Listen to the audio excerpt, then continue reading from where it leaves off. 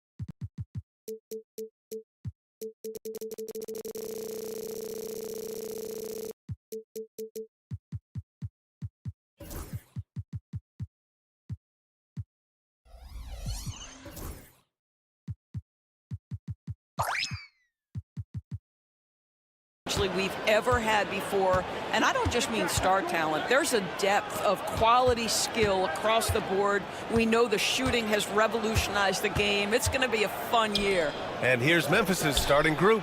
Manning the backcourt, we'll see Morant and Bane. Edey out there with Jaren Jackson, and it's Wells in at the 3. Tatum against Jackson. Outside, Brown. Outside White. Here's Tatum. Memphis with a rebound. Morant looking around, driving to the basket. Morant with the slam! Oh, putting on a show for the fans. Morant's skills making it look like a circus in here. White, good. This guy reads situations so well, and he knows how to execute. And here's Memphis now. Doris, it seems like every year Tatum's name is right atop the MVP ballot. To me, Brian, it speaks not only to his talent, but also his consistency and the work ethic. The game is important to him. He's versatile. He's clutch. He's everything you want in a star player. The shot by Holiday, no good. The Grizzlies have gone 2 of 3 from the floor. Holiday against Morant. Kicks it out to Bane. Sinks the tray. And I like that there. I mean, get Bane something in rhythm. White finds Tatum. Outside, Brown. And the jam by Brown. And despite the size mismatch, getting a little aggressive down there in the paint. Some guys just relish the challenge. Find a way, and he does. Here's Wells. And here's Morant. Pass to Edey. Out to the right wing. Jackson outside. Clock at 6.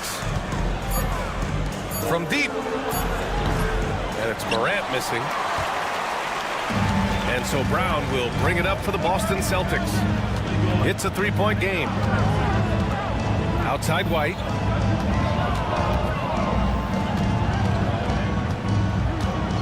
There's the triple. Memphis with a rebound. And keeping us updated from the sideline, Allie LaForce. Hey, Brian, a key concept preached by Celtics head coach Joe Mazzulla and reiterated by Jaylen Brown, who says it's reading the game, realizing fast, but playing slow. We're the more talented team, he said. We have to be the smarter team as well. And when we do that, we're going to be tough to beat. Brian? Well, they certainly have been, Allie. Thanks for that. This is about the last guy you want to send to the stripe right now. They keep fouling him, and he keeps making them. Pass to Tatum.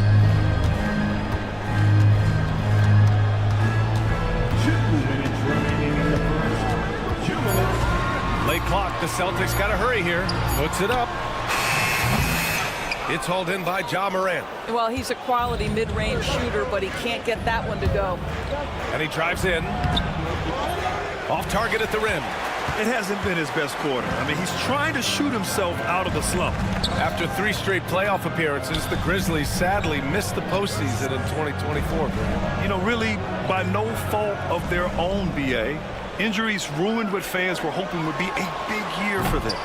You know, it just goes to show there's no safe bets in this league. Now here's Jackson. No made baskets yet. To the paint. Oh, they get a hand on it. Tatum with a steal. Into the lane. Oh, Tatum slams it home. Well, just the power and authority sends a powerful message to the defense. Go to work, Jason Tatum. Morant against Holiday. Now here's Morant. Guarded closely. And then Morant with the dunk. Attacking the rim with power. Tremendous finish. Offensively, it's been a struggle for him. Yeah, they need to string together some shots to have any kind of chance. Now here's Brown. And the foul on Jaren Jackson. That's his first foul. First personal foul. First team foul. Tatum looking it over. It looks like they're sleepwalking through the first quarter. Can't get it. He's now 1 of 4 from the floor. Shot and game clock separated by 5. Here's Morant. White against Bane. Jackson outside. Misses the 3.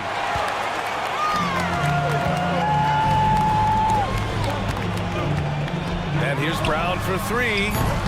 That shot off. And that concludes the first quarter of play.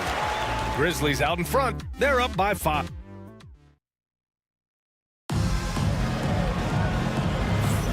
If you're just joining us, we played through 1 quarter in this one. What stands out to you from the Grizzlies in this one? Give it up for their D. They're battling, communicating, and coming up with key stops. Yeah, I think they wanted to come out of the gate strong, and they have. They've taken the early lead here. Tatum is the 4 with Porzingis at center. Holiday at the 1 with White at the 2. And it's Brown in at the small forward position. That's the 5 to begin the second quarter for the Celtics. Brown cashes in. A terrific finisher inside. Well, that's where you use your athleticism and agility if you're Jaylen Brown, navigating to a high percentage look.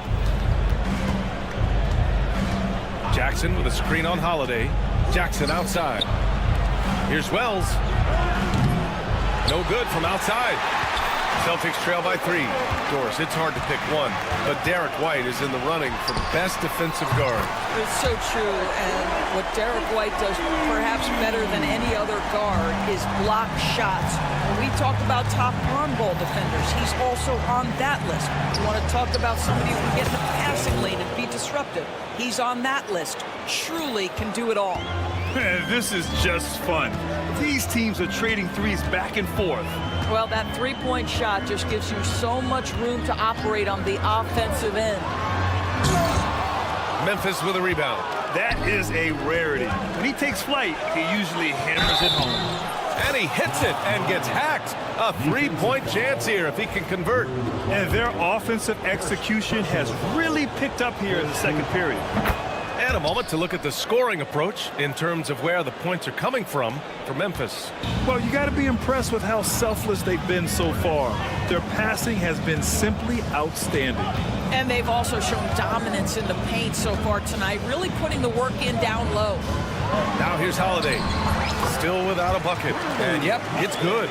They didn't do themselves any favors with their shooting in the first quarter, but they're starting to pick it up now. Pass to Edey.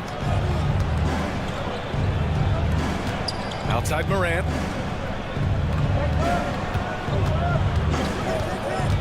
Shot clock at 5. Here's Wells. Off target from the wing. The defensive breakdown gives him a wide open look, but he can't take advantage. Holiday from long range. Memphis with a rebound. Jackson's got 4 rebounds now.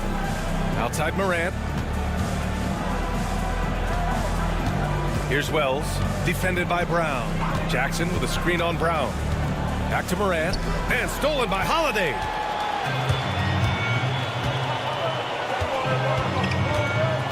Porzingis with a screen on Morant. And Holiday powers it home. We have come to understand that Drew Holiday is an exceptional finisher. That frame is a big part of his game. Pass to Jackson. From deep, Morant. Porzingis grabs the board. Boston has gone 1 of 2 from deep in the second quarter. One thing you can say about Boston, Grant, they know how to put a team together. Yeah, the Celtics' consistency of winning is just impressive, both now and throughout their entire history. They are really the gold standard in this league, and it's mostly because of great draft picks and great trades. Kicks it out to Bane. And he throws it down with one hand. And cleared for takeoff, Mr. Bane rising. A minute and a half left in the first half of this game. Outside Holiday. That falls. Nice feed that time from Tatum. Tatum's got his 3rd assist of the night. Well, a tough first quarter for this guy. You like to see the shot go in. Nicely done. Gives us a chance to catch up with Allie LaForce. Well, after some down years in Dallas, Kristaps Porzingis said, "I really checked myself. From that point on, I started building my game back up. Sometimes when you're younger, your physical abilities might already be there, but your mental is not. Once that all clicks, that's when you've got something." Well, that's a good way to think of it. Thanks, Allie.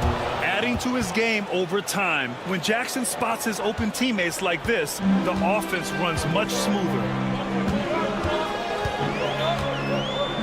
Tatum against Jackson. Oh, and a great bucket from Tatum. Taking the hit. Credit their discipline. They've been working for high percentage shots. Right side Morant. Over Holiday. Here's Edie. And there's the slam dunk to finish it off. And I'll tell you what, this is a guy who doesn't take a break at all on the boards. Yeah, doing serious work. He likes being an anchor on the glass. Well, but as defenders keep forgetting to box him out, he continues to just make them pay. Well, that's just inconsistency from him, and it's happened all night, and it hasn't helped their cause. From deep, Morant. Rebounded by the Celtics. Porzingis has got 4 rebounds in the game. From deep. And so it's the Memphis Grizzlies leading by 6 as we wrap up the quarter. Their key to consistency has been their dominance in the paint. They've been the more physical team. Back to the game after this break.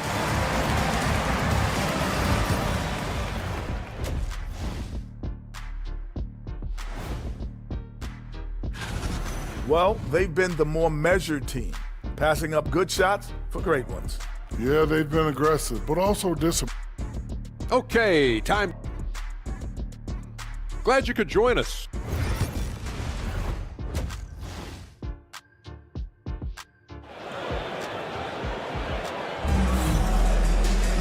We've got second half action for you, and if the next couple of quarters are similar to the first, this one could go down to the last possession. Boy, you got to like what Ja Morant has done in this game. They've leaned on him to provide a lot of offense, and that's how he likes it. And one would expect that the defense made some adjustments at halftime, but he has the ability to answer right back. On the court for Memphis, we've got Santi Aldama, also Marvin Bagley out there. Vince Williams is out there with Luke Kennard, and it's Pippen in at the point guard position. A wasted trip down the floor. That's not a good shot at all. Well, missed opportunities, and they can certainly add up. You cannot afford to take that kind of shot. Well, the defense clearly was not interested in guarding him from downtown. They're very fortunate he missed.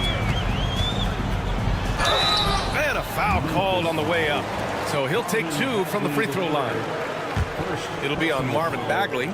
Yeah, and you never want to let shots at the rim go uncontested. The first free throw is good.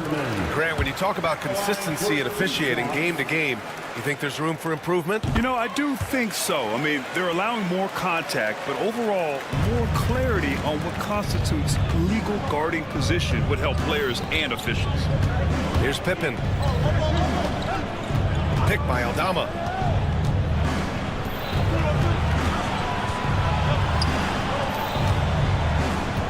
Outside, Williams.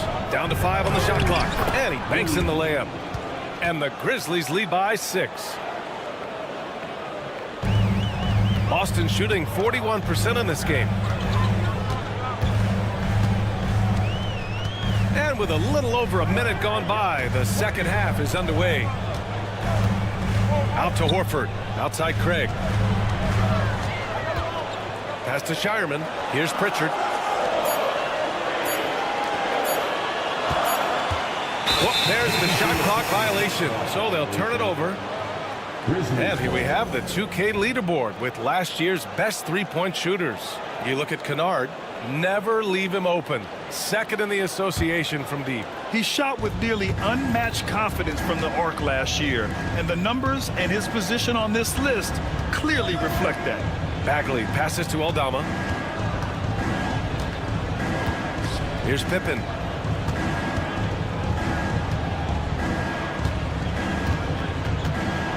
Back to Aldama. Beyond the arc. Kennard. Hauser grabs the board. Since halftime, they've missed 3 of their first 4 shots. Still trying to get their legs under them. Here's Pritchard. Yet to see a basket. From outside, off the mark. And you never want to give a shooter like him a clean look. And you know, you look at someone like Peyton Pritchard, Doris. Heady guy who doesn't make many mistakes. BA, maybe his best attribute in my mind is the competitive spirit and the motor he plays with. He's a fearless shot taker, either inside or from three-point range. He makes excellent choices with his passes. But again, I go back to that competitive toughness. Here's Horford. That one rolls around and rims out. Memphis leading by 8. Bagley with it. Now Horford defending. Oh, the big finish by Bagley. And after putting it down, he dangles from the rim a little. Man, that's borderline taunting right there, Grant. They're playing with a certain swagger right now. Here's Shireman. Up top, Horford. He's covered by Bagley. Shot's blocked. And it's going to be out of bounds. Boston will have another go.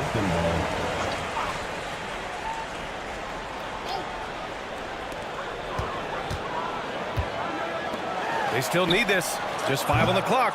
When you're an offensive shooter, you have to be willing to work on the defensive end. Kennard making it tough.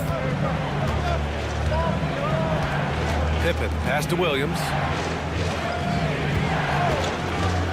With the drive, here's Aldama. Good setup. Led him to the rack perfectly for the layup. And now it's a 12-point Memphis lead. Second half here, and we're just over 3.5 minutes into it. And the shot's good. Yeah, he needs to take a lot more shots. He's been efficient, trying to get his teammates involved, but it's time for him to step up. Bagley finds Williams. The ball's knocked loose.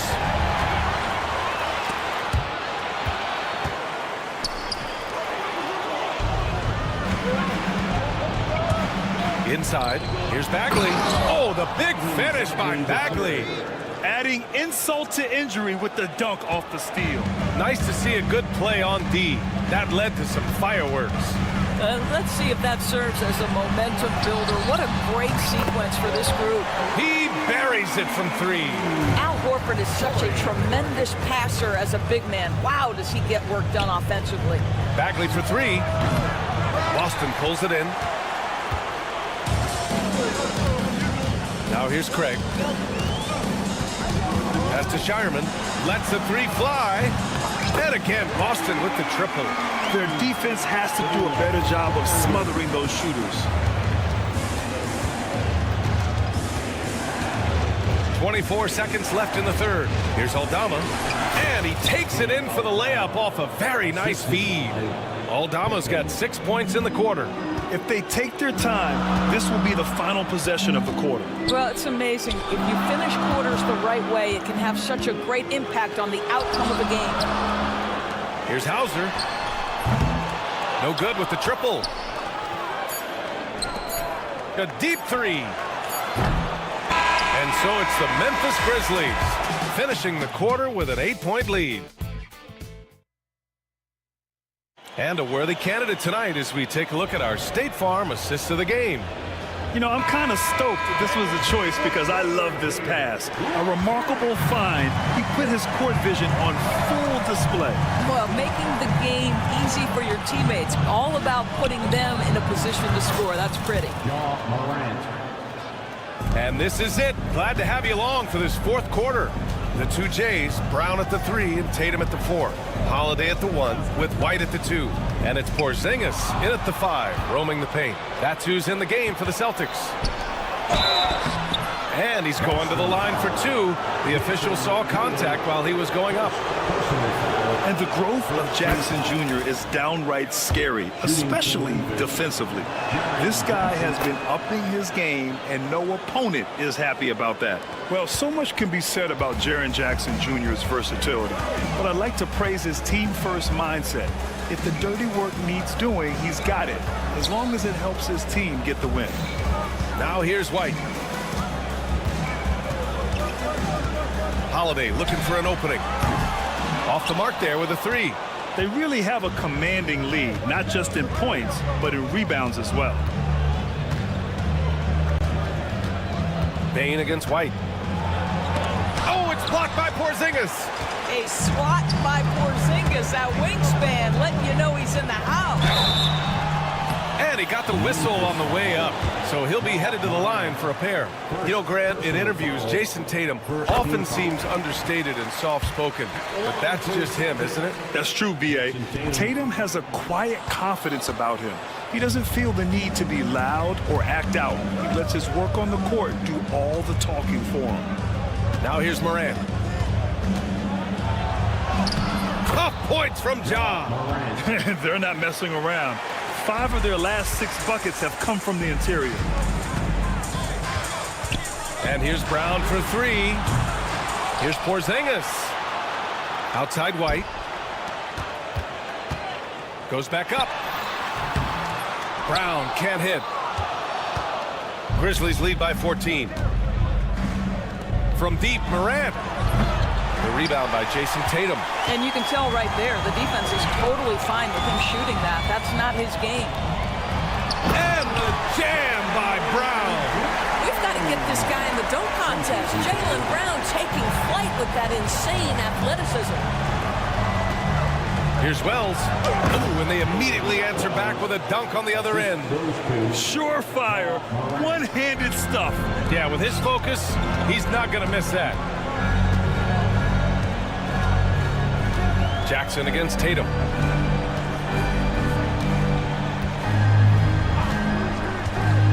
To the middle. Well, Doris, you watch Kristaps Porzingis at the defensive end. He changes a lot of shots. There is no doubt, B.A. At 7'2", it isn't just simply about sending shots back. It's about changing the trajectory. But I think, as importantly, guys don't want to go in the lane because of his presence. They've been playing with much greater physicality this half. Getting themselves to the free throw line is a bust. Edie, that's good. And trust me, when the D's slow to react, he'll be the first guy to make them pay. And that's typical of this guy. He's always reading the situation, reacting quickly, and capitalizing. Boston, no good that time either. Memphis leading by 14. And the call will be against Derek White. That's his first foul of the game.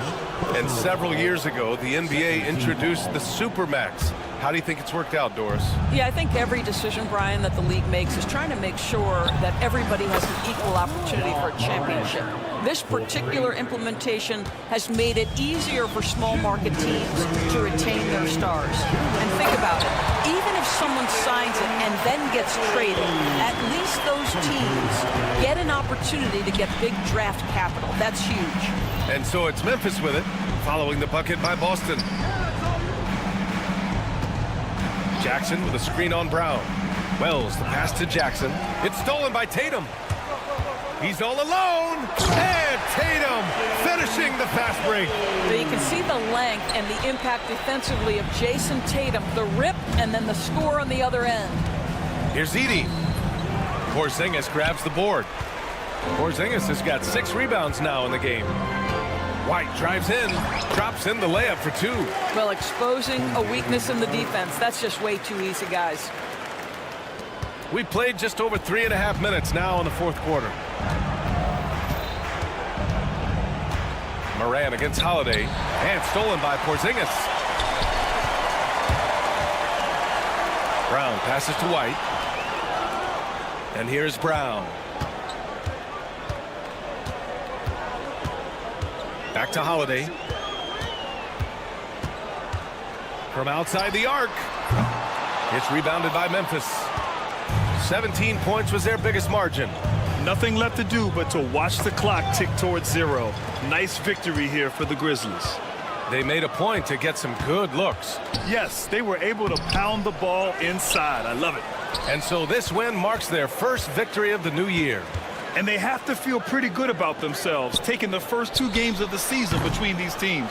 And what a huge performance it was for Ja Morant. And I love his composure. He didn't try to do too much or force things, but he was ready to take advantage of every opening the defense gave him.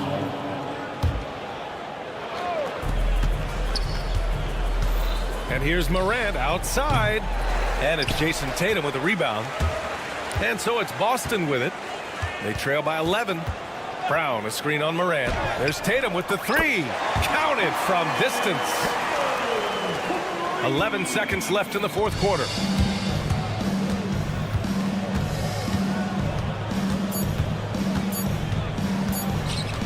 And here's Morant outside. Ooh, he buries it. And so Memphis takes this one by a big margin. Boy, a nice win on the road. By the time this one was winding down, this building was stone.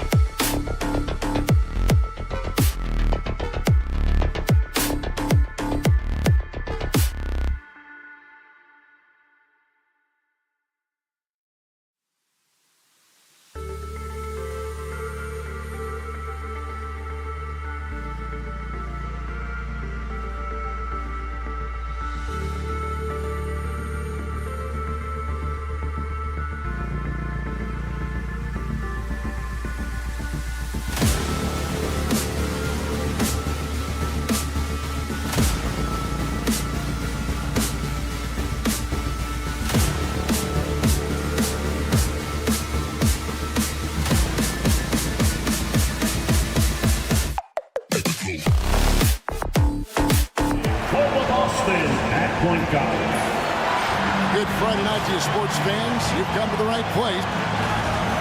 And a look here at the scoring trend over the last several months for Anthony Edwards. And it's really been a nice trend for him over these last several months. He's been steadily improving in terms of his scoring output. That extra production making him more valuable the further we get along in this season. And checking out Minnesota's opening lineup. Edwards on the wing. He's joined by McDaniels. Rudy Gobert is out there with Julius Randle. And it's DiVincenzo in at the point. And for Boston, Holiday in the backcourt. To his side is White. The post pair, Tatum and Porzingis. And it's Brown in at the small forward position. You know, Greg, when you look at the Timberwolves' history, the first round had been a problem for them. But not last year as they swept the Phoenix Suns. And you got to look at it as being a tremendous success, right? Because going into the season, I don't know that anyone thought they would have made it to the conference finals. But boy, that young group gelled well together, and the sky's the limit for the future. Here's DiVincenzo following the bucket by the Celtics. Trains the three-pointer. And there's DiVincenzo with the quick trigger. Cannot give him any room defensively. You've got to eliminate his airspace. Now here's Brown. And he converts the layup. And once he got to the 10, I think he was surprised to find himself that wide open. Well, this early, they should be showing a lot more energy on defense. It's not there. The Minnesota Timberwolves coming to this one after the win against the Hornets in Charlotte. Porzingis with a screen on Gobert. And there's the call on Rudy Gobert. That's his first foul. Yeah, clearly he hadn't established position there. Yeah, and I like this call because you want the refs in that situation. If there's any doubt, err on the side of giving the benefit of the doubt to the offensive player. That should have been a block, and it was. Now DiVincenzo after Jason Tatum missed on that last three-pointer. That's to Gobert. No one near Edwards as he lets it fly. It's good from long range. And that corner pocket triple, terrific shot by Edwards from deep. And White, the bucket on the assist by Brown. For real, come at us, and we're coming right back at you. A little back and forth from long range. I love it. That's a terrific answer there. Now here's Randle. He really played well in that last game against Charlotte. If you're just tuning in, we played about 2.5 minutes here in the first. White drives in, and White slams it in. Well, White right there showing you he's opportunistic on offense. Saw the lane open up and exploded right through it. And so Edwards will bring it up for Minnesota. They trail by 1. Back to Gobert. Timberwolves passing it around. And the call on the shot that sends him to the line. Special K, we know the trade for Rudy Gobert took some time to click, but now it's looking like a great move. Well, you know, figuring out how to play two bigs in this day and age with the way the game is played, pretty tricky, a slippery slope.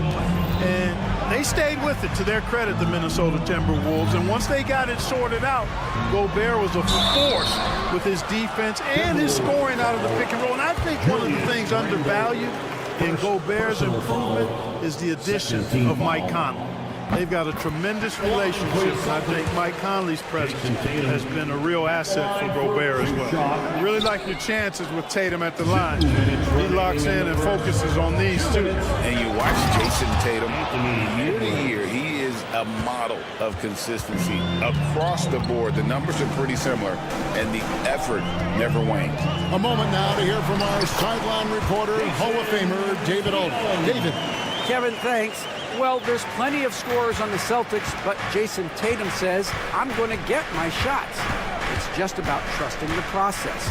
From experience, I understand that I'm good enough that I can relax and defer a little bit. Then in the fourth, I can score 20 in the quarter.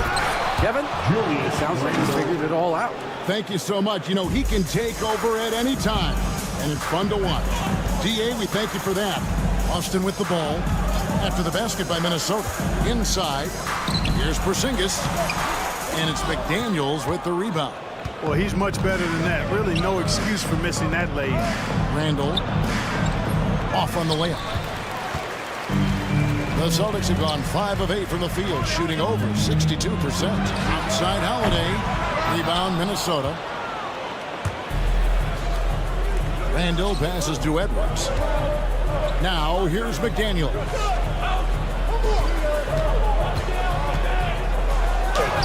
It's good. He scores. That's his first basket after missing his first 2 attempts. Now 1 for 3.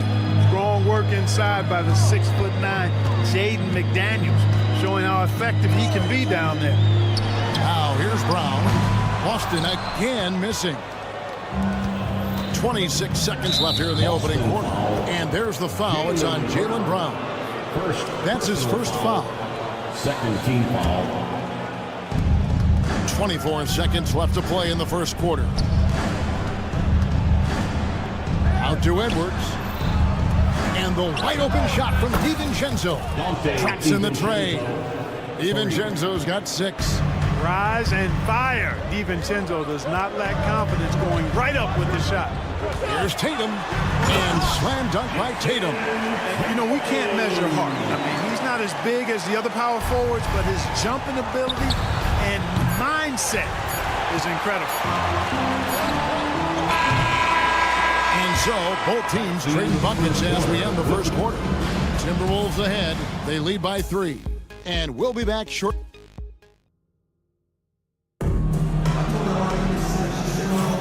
Some good action already in this one, but a fairly even matchup after the first quarter of play. And let's get your take, guys, on the scoring breakdown for the Timberwolves.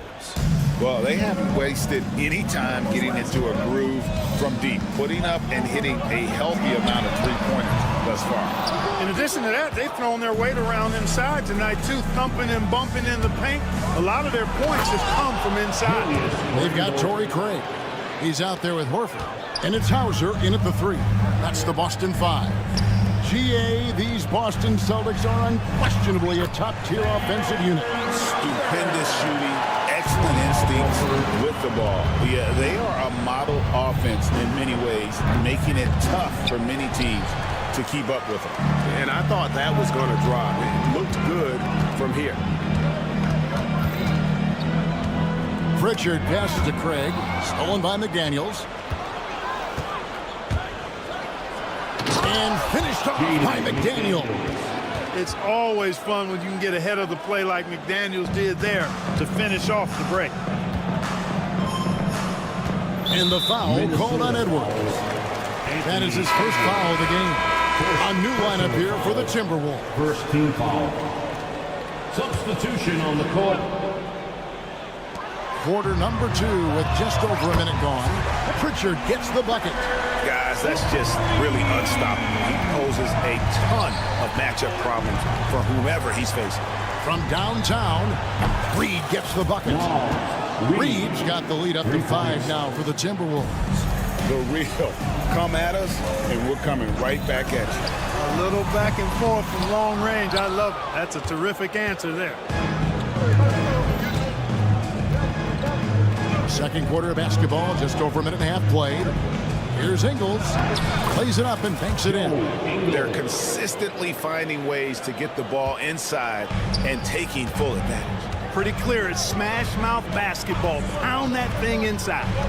To the wing right side. Out to the right wing. Now here's Craig, defended by Alexander Walker. Shireman can't hit. Last game for the Celtics, they pick up the win against the 76ers. No one near Conley as he lets it go. Goes back up. Rebounded by Hauser. Celtics trail by 7. Here's Pritchard. There's the 3. A shot missing. A slight advantage for them in the rebound department, but that oftentimes is all it takes. Especially when you're scoring the ball at a decent clip the way they have. I mean, they've done exactly what's necessary to take the lead. Pass to Alexander Walker. Outside Conley. Just 5 to shoot. Another miss by Conley. Boston's gotten into trouble with the 3 ball in the second quarter, only hitting 1 of 5 attempts. And the basket by Hauser. Coaching staffs, Clark, have certainly grown since your time in the league. Do you think that can lead to too many voices in the locker room? I really don't think that's an issue, Kevin, because no matter how many coaches you have, typically they are all in sync, and the head coach has usually put his staff together, and therefore they're moving in the same direction. Here's Pritchard. A 3-pointer off the mark. And he has definitely been struggling in this quarter. You know, guys, it seems to me as though he's over-anxious. He seems to be pressing, trying too hard, moving too fast. Just needs to calm himself down and wait for good shots. Here's Hauser. Ingles covering. 1:16 left here in the second. And a dunk by Horford. Look at how expertly Horford rolls out of the pick. Not only did he do it with fundamental soundness, but he did it fast, too. And it's Alexander Walker in the corner. 2-on-1 as they jump out on the break. Here's Pritchard. And the shot is good. Now just a 3-point Timberwolves lead. Just great anticipation and awareness to come up with the steal and then trigger the fast break. Miller sets a screen for Conley. And foul on the shot. He'll shoot 2 at the free throw line. Clark, if you had one word to describe Mike Conley, what would it be? Reliable, steadfast, dependable. I know that's 3, but I wanted to give you 3 different words I could use to describe it.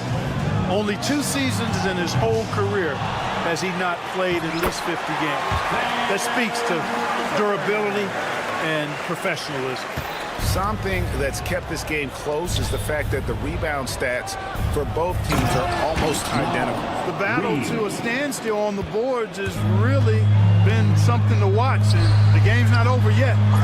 We'll see if one of these teams maintains more energy than the other going down the stretch. Yep, you know, after a scoreless first period, he's really turned it up a notch, building some momentum. And this will be the last possession of the quarter if they're patient. Yeah, they've got to hold for the last shot here. No luck that time on the shot that would have put them on top. The wide open look here for Ingles. And a miss there on the triple. And a close game so far through the first 2 quarters as we reach halftime. Timberwolves lead by 2. We'll step away briefly, but get you right back out here for the start of the 3rd quarter after our halftime.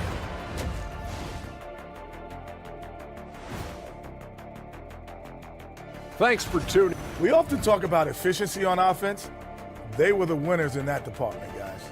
I like how efficient you were. And now, not a bad... And that is...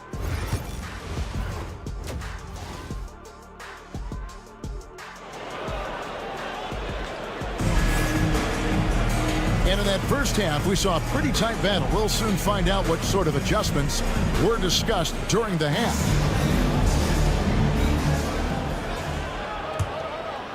Here's Pritchard. So on the floor for Minnesota. Edwards on the wing. He's joined by McDaniel. Julius Randle is out there with Rudy Gobert. And it's DiVincenzo in at the point guard position. It's time now to hear from our Hall of Fame reporter, David Aldridge. What's the latest, David? Given the Celtics can beat you in a number of ways. Point guard Jrue Holiday said, "We can play small and big. We have great bench players who come in and change the game at any time and could start on other teams. And we have a hunger." Kevin, they're going to be a problem for a long time. Agreed. Yeah, they are stacked, DA, for sure. Greg, this is some kind of note. Last year, Minnesota, for just the second time, had ever won a series in the postseason. Yeah, they've been bounced in the first round, 10 of 12 appearances. But last year's team was different. Their elite defense fueled the conference finals run. Wants to get it to Edwards and does. Nice move. And he hits the jumper for 2. And it's a 6-point Timberwolves lead. And when you watch Edwards, expect him to get his, a prolific scorer. Craig can't get it to go. I'd love to see them impose themselves a little more on the backboard. That's a great way to find confidence. Always a surefire way to get back in the game. Well, guys, they need to do something to reduce this deficit. We'll see if that's the answer.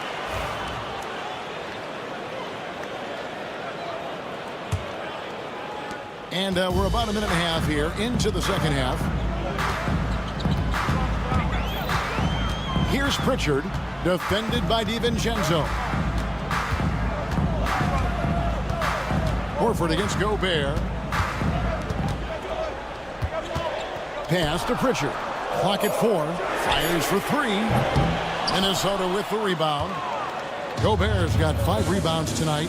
Boy, an awful beginning to this half, guys, missing their first 4 attempts. Nice ball movement by Minnesota. Here's Randall, and he finishes nicely on the layup. Randall's got the lead up to 8 now for Minnesota. They found a nice groove in this half, starting out 3 for 4. They've been looking out of sync offensively. Yeah, their offense has ground to a standstill. And the league giving a bit more leeway, GA, to defenders. As a hard-nosed defender yourself, I'm sure you like that change.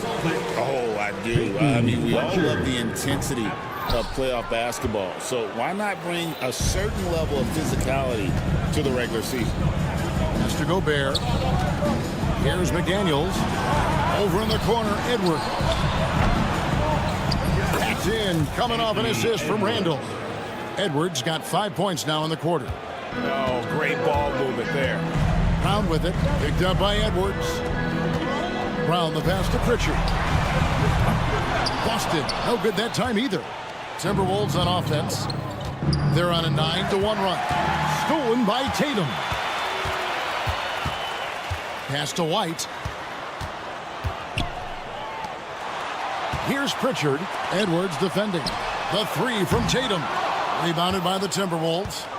They get to take on the Heat at Miami after this one. That'll be the last game of their very short 3-game road tour. Over in the corner, Edwards. Stolen by Tatum. By himself. And slam dunk by Tatum. And you see the length of Tatum on that play. Long arms to pick the ball, and then the long strides up the court. And it's Jason Tatum with the foul. That's his first foul. And really, these are some of the toughest calls an official has to make. Yeah, but in this case, I think he got it right. I mean, the defender was still moving there and never really had good legal guarding position. He wasn't set. And here's Tatum. He'll bring it up for the Celtics. 8-point game. And here's DiVincenzo from the arc. Another miss by Minnesota. Not really his best quarter as far as scoring. Let's see if he can eventually get back on track. White drills the 3-pointer. White's got his 3rd basket of the night right there. Boy, White is a capable 3-point shooter now, and he does not need a lot of space or time to get off his shot. Baseline jumper. And the shot no good, a bit short. Boston's gone into a slump here from 3-point range, shooting just 1 of 5 here in the 3rd. Tatum setting the pick for White. And White with the stuff. Now that's big-time hops right there. White bouncing off the floor like a pogo stick and just throwing it down. McDaniels kicks to Gobert. Back to McDaniel. To DiVincenzo. Shot clock at 5. Offensive struggles continue. Missing again. Celtics trail by 3. Outside, Porzingis.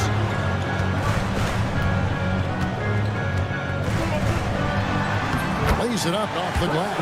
Hey guys, the Heat has to show a little more fight on the interior than they did on that trip. And once again off the mark by Minnesota. And he rushed that one, no doubt about it. The out of position, you could see the frustration on his face. And we just finished the 3rd quarter, and we've got a tight ball game here. Minnesota on top. And a moment now as we take a look at our State Farm assists of the game. Just true artistry right there. I mean, great decision on where to go with the ball, and how about the perfect delivery.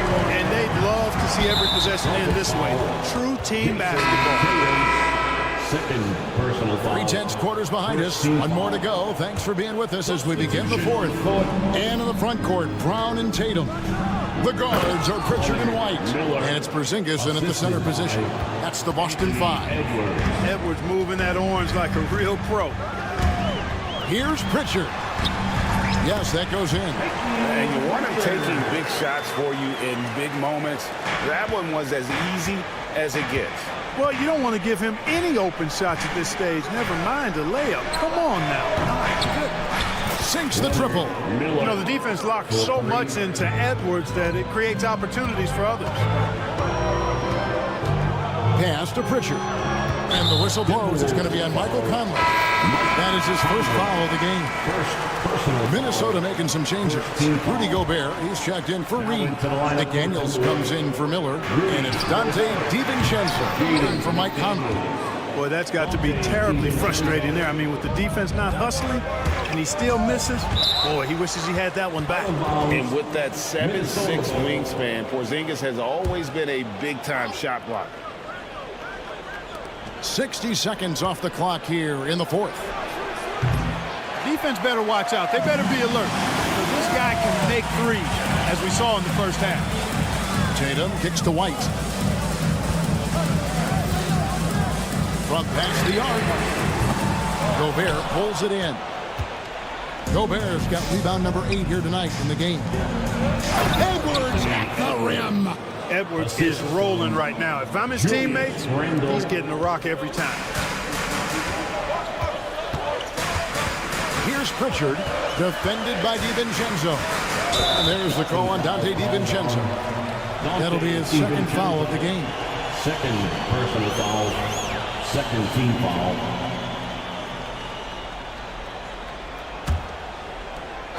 Final quarter here, and we're just over a minute and a half through it. Here's Brown, and finished off by Brown. We've come to expect plays like that from Brown. He won't waste any opportunity to throw it down. Outside Edwards.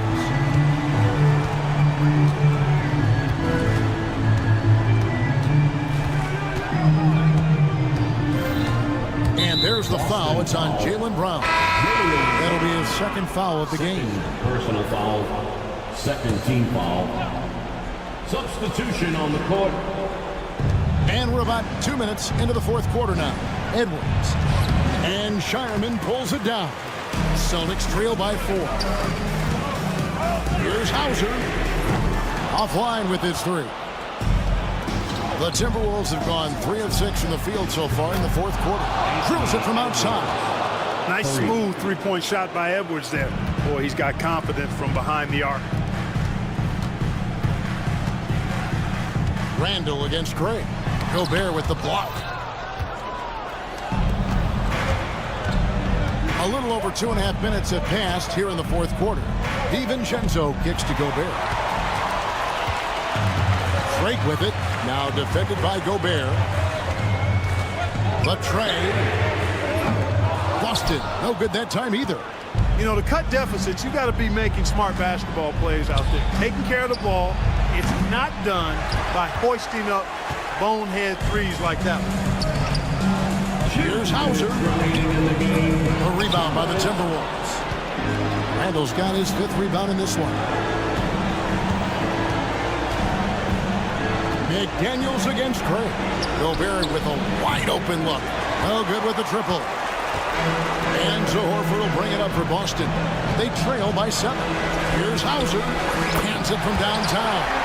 And hard to pass on that good a look from three-point range, even if you've got a clear path to the basket. For 3, Edwards. Edwards shooting fearlessly from the arc. Crushing blow to the host right there. I mean, they were in this game for what felt like only a second before instantly giving that three-pointer up. And as soon as they splashed that bomb, the air just went right out of the building. Total deflation. And the great shooters know when they've got enough opening to go for the three. I didn't think it was a bad choice on that possession. And there's the foul. It's on Torrey Craig. That'll be his second foul of the game. So Boston ends up going with the new group. For three, Edwards.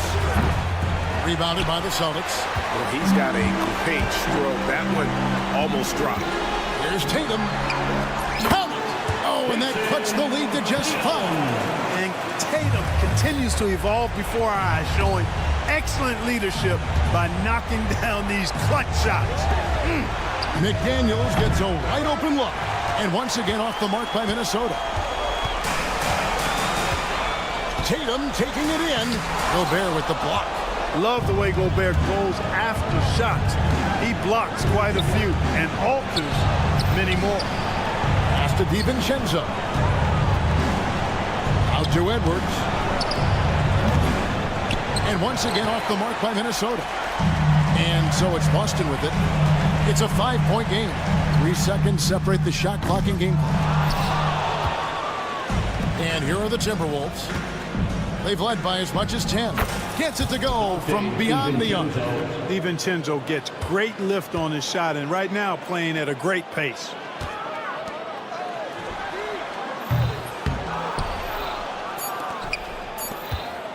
Puts up a deep three. No good. And so Minnesota takes the win. They came in here and took care. Thank you, David. And that's going to do it tonight, folks, for our broadcast. For Greg Anthony, Clark Kellogg, and David Aldridge, this is Kevin Harlan.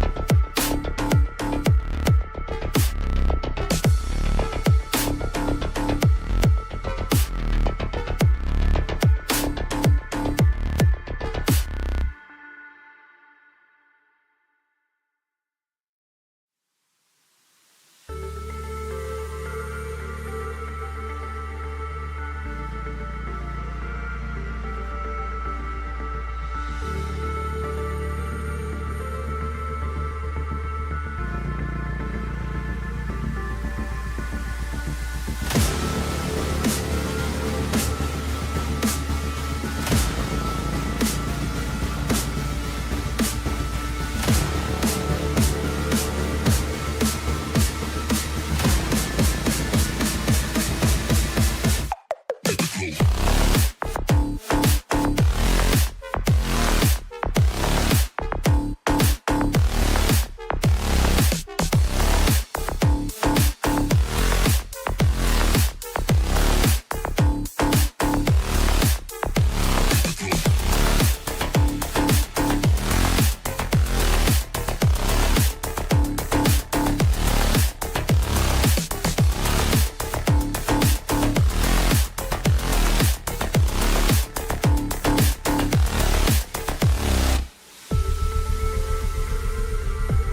hope you're as fired up for this one as I am.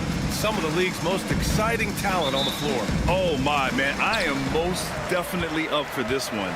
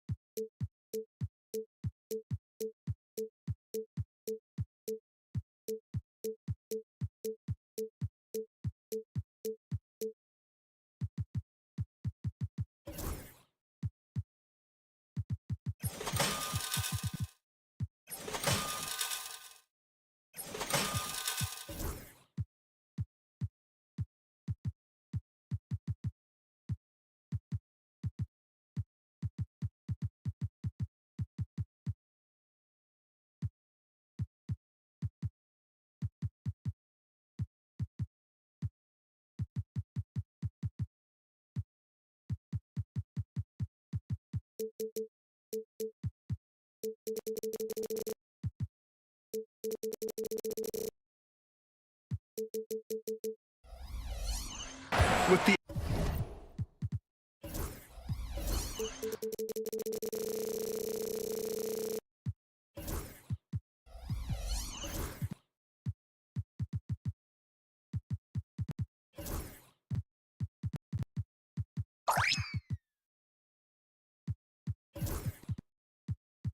athleticism on both sides, there's going to be no shortage of highlights. So the opening lineup for the Timberwolves. Ant is at the 2, with McDaniels playing the 3. Julius Randle out there with Rudy Gobert. And it's DiVincenzo in at the 1. Yeah, Jackson's ability to both dive to the rim as well as pop out for a jump shot makes him an excellent partner in the pick and roll. Edwards. And Edwards slams it in. Hey, when in doubt, run the defender off the screen. And you know, with a result like that, we'll see them run it again. Yeah, defensive breakdown there. Gotta communicate and switch that screen. Jackson outside.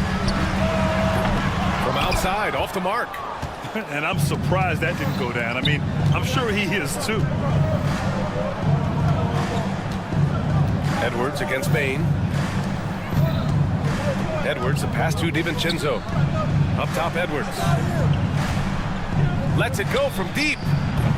Ja Morant grabs the miss. And here's Memphis. And Grant, the success of teams like the Timberwolves showing that size still matters. Yeah, in this pace and space era, that may have come into question just a bit, but size and skill combined has always been your best bet at winning. Here's Edwards. After the basket by Memphis on the other end. Randle on the screen. Jackson against Edwards. And it's going to be a 3-second call.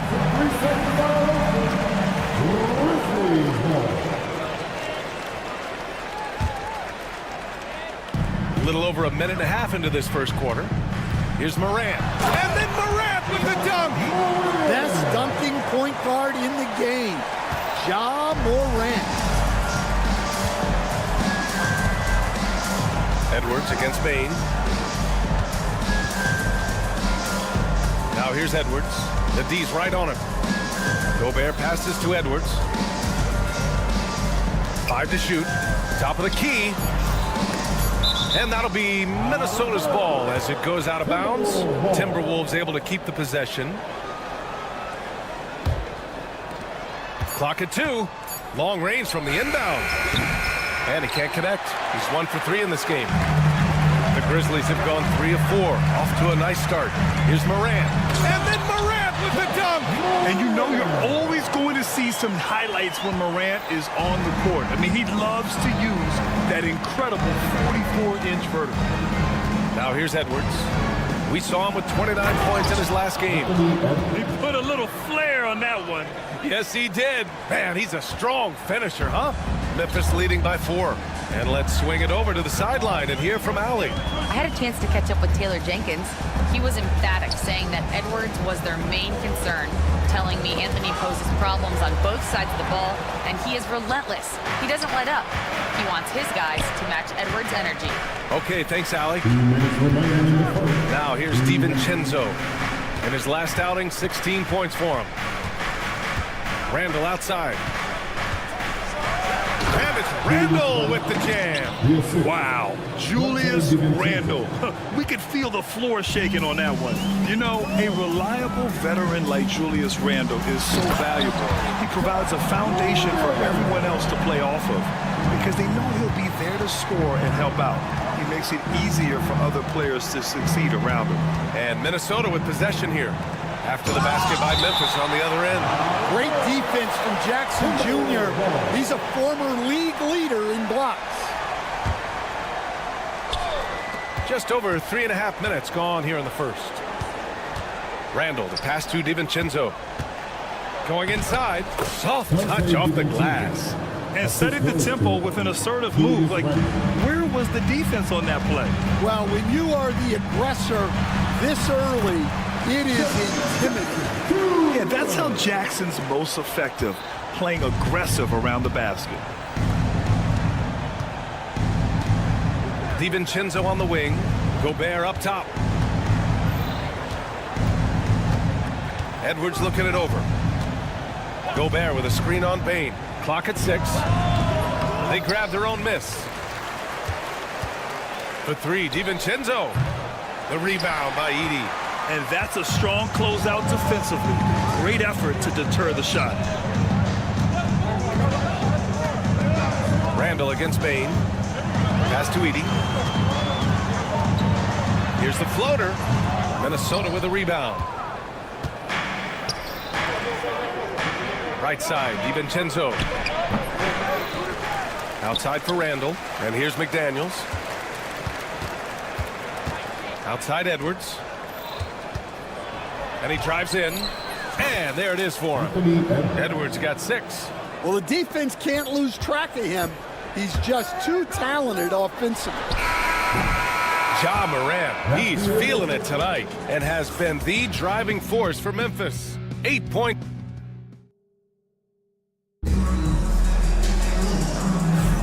And this has been a fairly close game through the first quarter. We'll see what happens here in the second. And let's quickly check out the scoring breakdown here for the Grizzlies. Well, their game plan has been very effective so far. They're working the ball inside, putting constant pressure on the defense. And another thing, they found the open man. Really playing unselfish basketball, moving the ball around there on the perimeter. Manning the backcourt, we'll see Morant and Bane.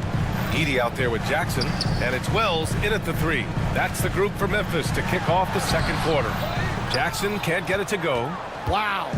Missed the easy one right there, right at the rim, but came up empty. And Edwards slams it in. Well, once Edwards saw his opening, it was game over. He delights in sticking it to you like this. Stan, certain NBA teams take on the identity of their home. Like the Grizzlies, for example. They call Memphis Grind City. Well, Brian, I think it's a perfect fit. Hard-working people in a hard-working city, and they want a hard-working team. Pass to Gobert. Edwards against Bane. Edwards rises up and powers it down. Among the best athletes in this league, Anthony Edwards taking flight. DiVincenzo against Morant. Takes it inside. And then Morant with the dunk. I just love the aggressive finish. I'm thinking he's sending a strong message with that jam. Now approaching 2 minutes of action here in the second. Randall, the pass to Edwards. Book it, and it's Randall with the assist. Edwards got 13. Well, I'd say any play with Edwards on the finishing end has a good chance of succeeding. Jackson for three. He drops it from range. And both teams running long-range plays that are working. Well, you know it's become a three-point shooting league. Teams shooting a steady diet from outside. Get up, Anthony Edwards. Yeah, Edwards has some big bounce in his step. Gives us a chance to catch up with Allie LaForce. Well, the Timberwolves, no doubt, a team to be reckoned with. Coach Chris Finch said, we come in every single night and compete. No matter what the circumstances are, we expect to win. We root for each other, so I feel like we have all the makings of a tough team. And they have reason to be confident, Allie. Thank you. Impressive one-hand slam right there, B.A. Man, as long as he's confident about it, I'm good with it. Maybe use two hands next time. He knows where he is. Yes, sir. Jackson Jr. flush.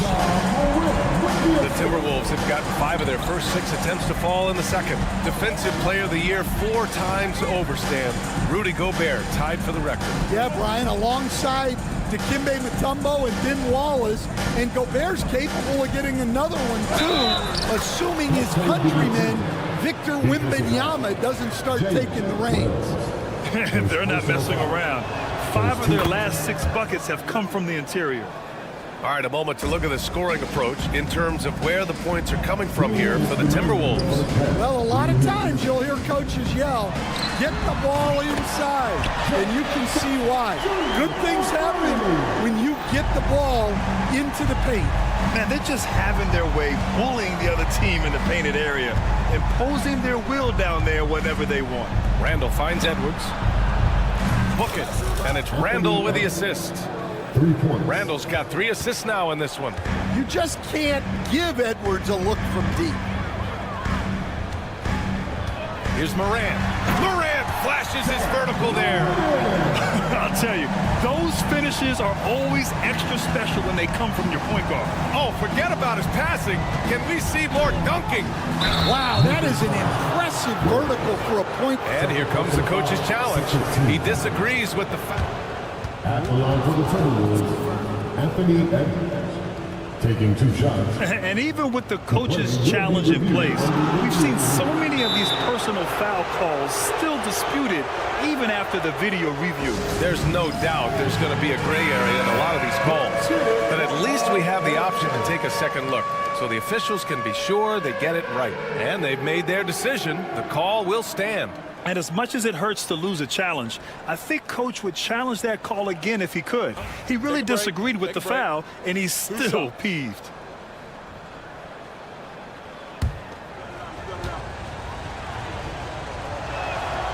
And he knocks down the first one. And Stan, while Edwards has pushed back, it hasn't stopped others from comparing him to his heiress, Michael Jordan. And that talk is more about how his game reminds one of MJ and less about greatness. Edwards' career is just getting started. Payne with the hops. The Timberwolves have gone 7 for 8 now in the second quarter. Randall, a screen on Payne. Edwards, a pass to Randall. And the rebound goes to the Grizzlies. Jackson's got his 4th rebound in this one. Pass to Morant. Morant using his speed. And then Morant with the dunk. Well, this is one of those nights where Morant just decided to take over. Outside Edwards. And Edwards slams it in.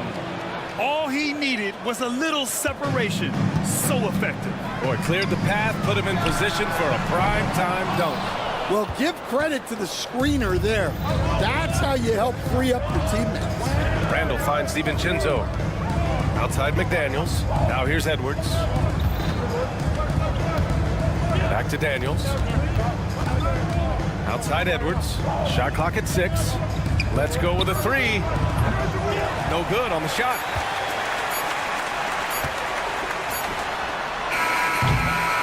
Ja Morant, he's feeling it tonight and has been the driving force for Memphis. And don't go far. We'll be right back.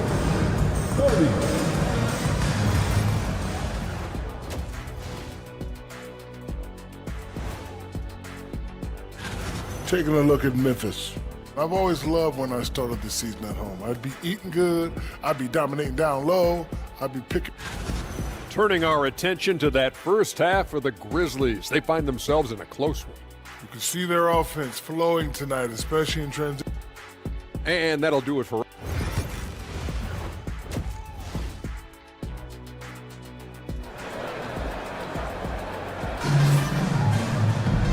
And we're halfway through this one. Plenty of basketball left in a game that's been a fairly even one. And you know, Anthony Edwards has been really making it happen, guys. His whole first half looked like a highlight reel, rising up and just owning the rim. Well, they've got to build a wall immediately because he'll just keep attacking like that if they don't. Kicking off the second half, here's Chris Finch's 5. We've got Naz Reid, Mike Conley out there with Nickeil Alexander-Walker. Then it's Miller, and it's Ingles in at the small forward position. Well, Reid really gets after it on defense. He's a big man that loves coming up with blocks. Here's Pippen. He's guarded by Conley. 6 to shoot. The 6-footer. Stand back in your early coaching days. What was the dynamic working with the front office? Well, I was in good situations, and so you need the coach and the front office in sync, where you're all working toward the same goals and you understand what the process is going to look like. And how in sync were you when Stan was the coach and Stan was the front office? We had problems then because the coach didn't like the front office very often, and the front office was always unhappy with the coach. Nice. Well, halftime is supposed to be for adjustments. I'm sure this isn't what they had in mind. Here's Ingles. Oh, he used the shot fake to create the angle, but he couldn't get it to fall. Pass to Williams. Here's Pippen.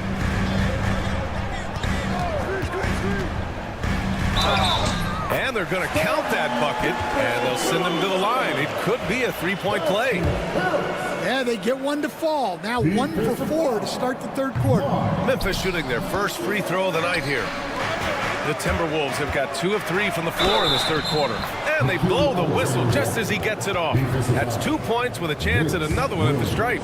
Well, good recognition there from Reid to realize that his best decision was to move the ball. And Nickeil Alexander-Walker has built a role around defense and activity, Coach. Yeah, Brian, he's started to understand that not everyone can be that superstar scorer, and he's carved out a role around hustle, but still capable of knocking down shots within the flow of the offense. Minnesota leading by 5. Come get it, come get it. Conley looking for an opening. Miller outside. There's the 3. Rebounded by Pippen. For Memphis, they've gotten only 1 of 4 shots to fall in the second half. On the take. And he lays it up and in. Pippen's got his second bucket of the night.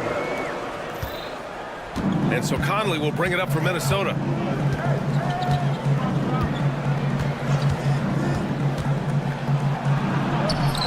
Aldama grabs a board. Memphis shooting really well in this matchup. 62% from the floor.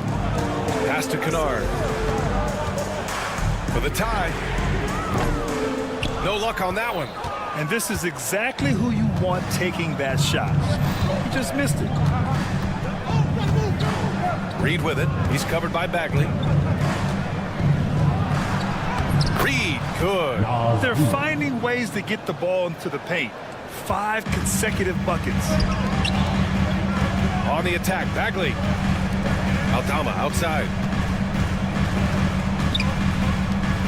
Williams against Ingles. And the foul called on Nickeil Alexander-Walker. That's his first foul.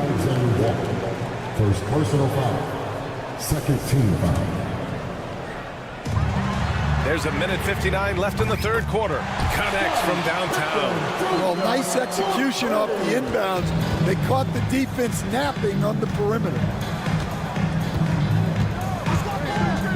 Outside Conley. And they pick up 2. Conley's got 4 points this quarter. They just look so overwhelmed inside. You know, that's why they continue to get attacked. Pippen, pass to Aldama. Here's Pippen. He's guarded by Conley. Outside, Williams. Down to 5 on the shot clock. Here's Bagley. Oh, the big finish by Bagley. Well, he's a bit of an undersized center. However, his leaping ability can certainly mask that. Recently, player health has been the big talking point around the Memphis Grizzlies stand. Yeah, B.A., look, and it's really a shame to have such a talented, dynamic team have to deal with all those constant what-ifs and have their seasons so affected by things outside of their control. It's tough. Here's Pippen. They get it again. Kicks it out to Kennard. Ingles against Williams. Back to Kennard. Memphis needs to get off a shot. Oh, Dama, no good. One reason this game is so tight is because both teams are hitting the boards with reckless abandon. Ingles, good. Assisted by Nas Reed. Grizzlies trail by 4.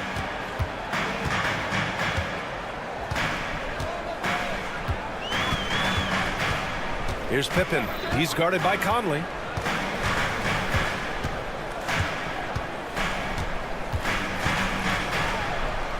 Here's Pippen. No good with a layup. Oh, nice job protecting the rim. Turning an easy bucket into a miss. And that'll do it for the third quarter. The T-Wolves on top. And now we have a moment to reveal our State Farm assist of the game. Now, I know he's a big man, but he's got some point guard in him if he's making passes like this. Yeah, well, this is the diversification of positions in this league. Everyone does everything now. And it's been a very competitive game so far as we get rolling here in quarter number 4. Manning the backcourt, we'll see Moran and Payne. Jackson out there with Edey, and it's Wells in at the 3. That's the lineup out there for the Grizzlies. Minnesota leading by 4. Edwards with it. He's picked up by Bane. Gobert with a screen on Bane. The open shot by Edwards. And it's Bane with the rebound. Well, the defense just gave him that shot, and he wasn't able to convert. Very disappointing. And tearing them to shreds tonight. You know, when a player as versatile as Morant starts going off, look out. Out to DiVincenzo. Lets the 3 fly. And it's Bane with the rebound. The Grizzlies shooting about 56% in this one. Here's Morant. Morant with the close range bucket. Well, Morant has all the moves to find a way to score in there. Here's Minnesota. They've got the Heat ahead of them in their next game in Miami. That'll be the back end of a 3-game road trip. Making sure of it with the 2-hand slam, B.A. Yeah, I don't blame him. With the score this tight, you cannot take a chance here. Oh, my goodness! What a dunk. Yeah, Morant's got to get himself in that dunk contest. I mean, look at that. Edwards, a pass to Randall. The kick out to Edwards. Off target from outside. The Grizzlies have gone 3 of 4 in the 4th and looking confident on offense. Here's Morant. Drives to the hoop. Oh, there's Morant with the slam. Everything Morant does is electric. He causes so many problems with his movement. Edwards, a pass to Randall. Oh, the bucket's good, and he'll have a chance at one more. Jaren Jackson picks one up. This is when your interior D has to be on high alert. The free throw drops for Randall. Certain guys can remake their games to fit the times. Randall's worked on his right hand and his jump shooting. He's a much more versatile threat now at the offensive end. Jackson, the pass to Moran. For 3.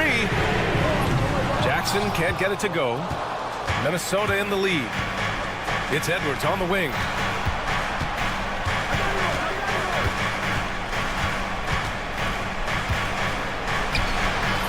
The Grizzlies pull it in. Left side, Morant. Oh, there's Morant with the slam. Well, Morant's built to go and showing what he's made of here in the clutch. against Bain. Randall, a screen on Bain. And oh, he packs it down. That is incredible. Well, you need a bucket? Give it to Edwards. He's got that clutch gene. Jackson with a screen on DiVincenzo. Morant finds Jackson. And the dunk by Jackson. How about those points from Jackson? Big time. Outside, DiVincenzo. 1:44 left to play in the fourth quarter. That one's good for 2. And the Timberwolves lead by 1. Oh, this one has turned into an absolute nail-biter. Yeah, at this point, you almost expect it to come down to the last possession. McDaniels passes to Edwards. And stolen by Bain. And now the Grizzlies on the run. Here's Morant. Morant, look at the speed on the break. Can you say prime-time player Morant? He enjoys delivering for his team in these parts of the game. It's Edwards on the wing, guarded by Bain. Left side, Edwards. Edwards with some muscle. Wow, these are the moments that Edwards lives for. He is dynamite in the clutch. And Dante DiVincenzo is going to pick up the foul. That's his first foul. Yeah, he tried to gain position, but couldn't quite get there.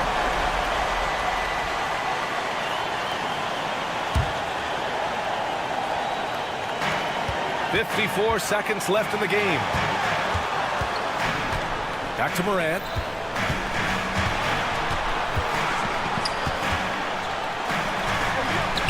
And he buries it. There is absolutely no fear in his eyes. He loves the moment. Yeah, and I can say from experience, his coach just breathed a huge sigh of relief. The kick out to Edwards. And we've got 28 seconds left in the fourth. Just 5 on the clock. Yeah! Late here in the quarter, they still have a foul to give. And it's Morant with the ball for Memphis. Oh, a dunk and a foul! A powerhouse move. He's got a chance for one more at the line. Jaden McDaniels picks one up. The free throw drops for Morant. Not easy to keep your focus when there's so much riding on those free throws, but that was excellent work in the clutch. DiVincenzo can't hit. Pass to Wells. Count it! And if you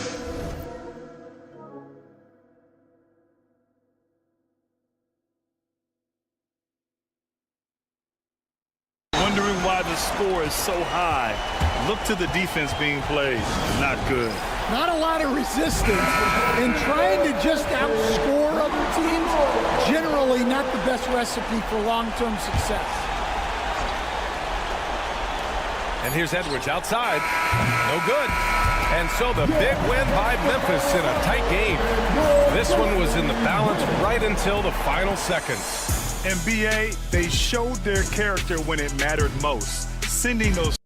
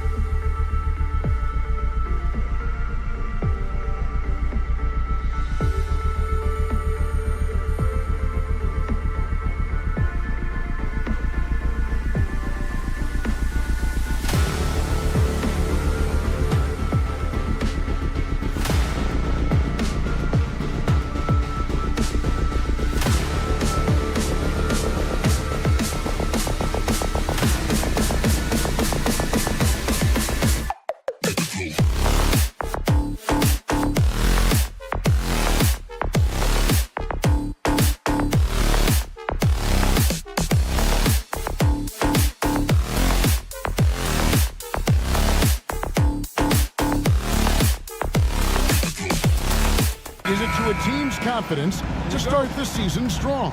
Kevin, I think it means more if you're a young team. If your roster is filled with veterans, you're looking at the bigger picture. So let's take a look at the Boston Celtics starting lineup. And in the front court, Brown and Tatum. Holiday in the backcourt. To his side is White. And it's Porzingis in at the center, locking down the middle. Shot clock at 6. White the pass to Holiday. Ja Morant with the rebound. And usually that's a bucket for him, but look, nobody's perfect in the mid-range. Outside Jackson. Fires from deep. The shot that time, not on target. Here are the Celtics with the ball. And let's head over to the sideline and catch up with David Aldridge. Thank you, Kevin. Well, I caught up with the Grizzlies head coach. Coach said they want to force Jason Tatum to uncomfortable spots on the floor. Now, they recognize those spots are few and far between, but Coach wants to keep Tatum out of the paint specifically. If his team can do that and force Tatum to shoot more from outside, they feel relatively good about the chances. Back to you. Thank you, David.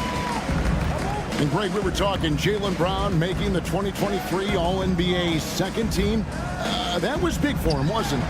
Yeah, Kevin, it made Jaylen eligible for the Supermax, signing for that 5-year extension in July of 23. At the time, the largest contract in NBA history. Yeah, slow start right now. 5 straight misses to get this one going. Here's Morant. Count it, good. He gets a lot of defensive attention from Morant. He can expect this type of rough scene anytime he takes it inside. Tatum finds White.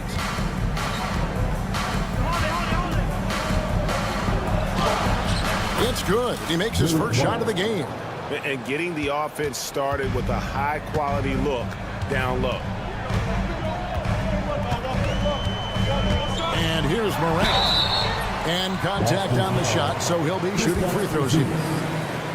And RJ, the combination of Jason Tatum and Jaylen Brown winning a title together. That's something else. There was some small talk going around about breaking them up. Good thing for the Celtic front office, they kept them both. In their first 7 seasons as a duo, they have 5 trips to the conference finals. That is a ridiculous run. Now here is Holiday. The kick out to Brown. A miss that time. Would have put him up. And the defense dodged one right there. Not the guy you want to leave open. And the dunk by Jackson. The strong finish from Jackson Jr. He goes up with power inside the paint. Brown deciding where to go with it. It's deflected. Outside, Bain.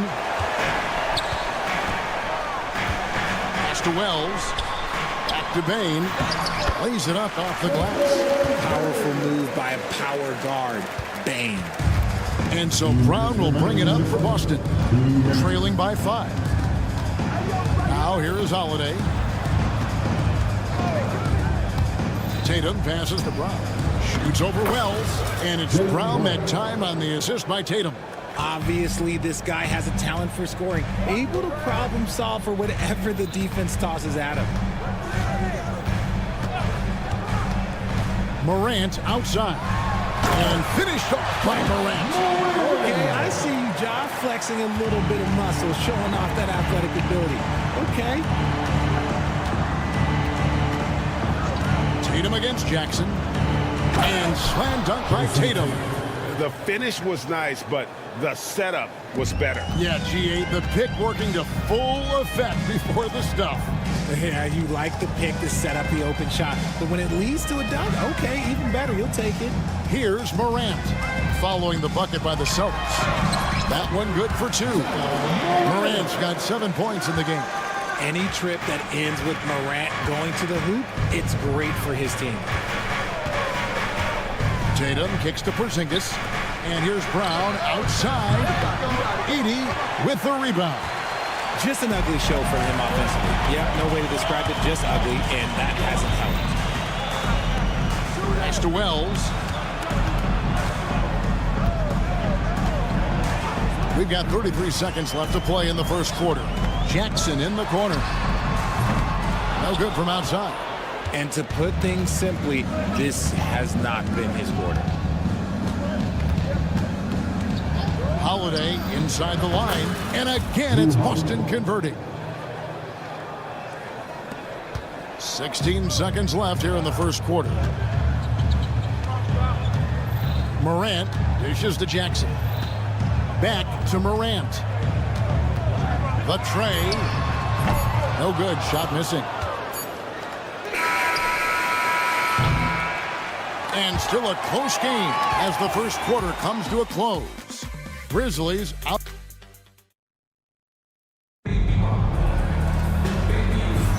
And close game underway so far. We'll see if either of these teams can jump out in the second quarter. What stands out to you from the Grizzlies in this one? Well, in that first quarter, they were intent on just pounding the ball down low. And let me tell you, when you establish a physical edge, it gives you a mental edge too. Morant is the point with Bane out on the wing. Jackson is out there with Wells. And it's Edey in at the pivot spot manning the middle. That's the group for Memphis to kick off the second quarter. And Jackson gets it to go. Attacking in transition, the most consistent way to generate easy looks. Yeah, when you hustle on the break like he does, good things tend to happen. Outside, Horford. Going inside and finished off by Horford. Love the dunk from Horford. He doesn't mess around when he gets inside. Let's check in with our reporter, David Aldridge. Kevin, thanks. Ja Morant was the first NBA guard in a quarter century to lead the league in points in the paint. He says, I can't just rely on dunking every single play, so I need different types of finishes to get my shot off, whether it's high off the glass, the reverse, or hanging in the air forever. And Kevin, he just says it so casually. Back to you. I know it. But look, David, he doesn't do it casually, right? He is a one-man circus. Craig can't get it to go. Give the defender credit. Willing to challenge the shot. Lots of other guys just let them score there. And you look at the Grizzlies' defense the last few years, RJ extremely disruptive. Yeah, they've been top of the league in steals and blocks. That's just a part of the DNA in Memphis. It can be exhausting playing against guys like this. In an era where so many point guards are three-point shooters, Ja Morant, you know what? This man is built different. He's more of a throwback. Ja wants to apply pressure by driving, not shooting threes. And the Grizzlies leading by 6. Outside Jackson.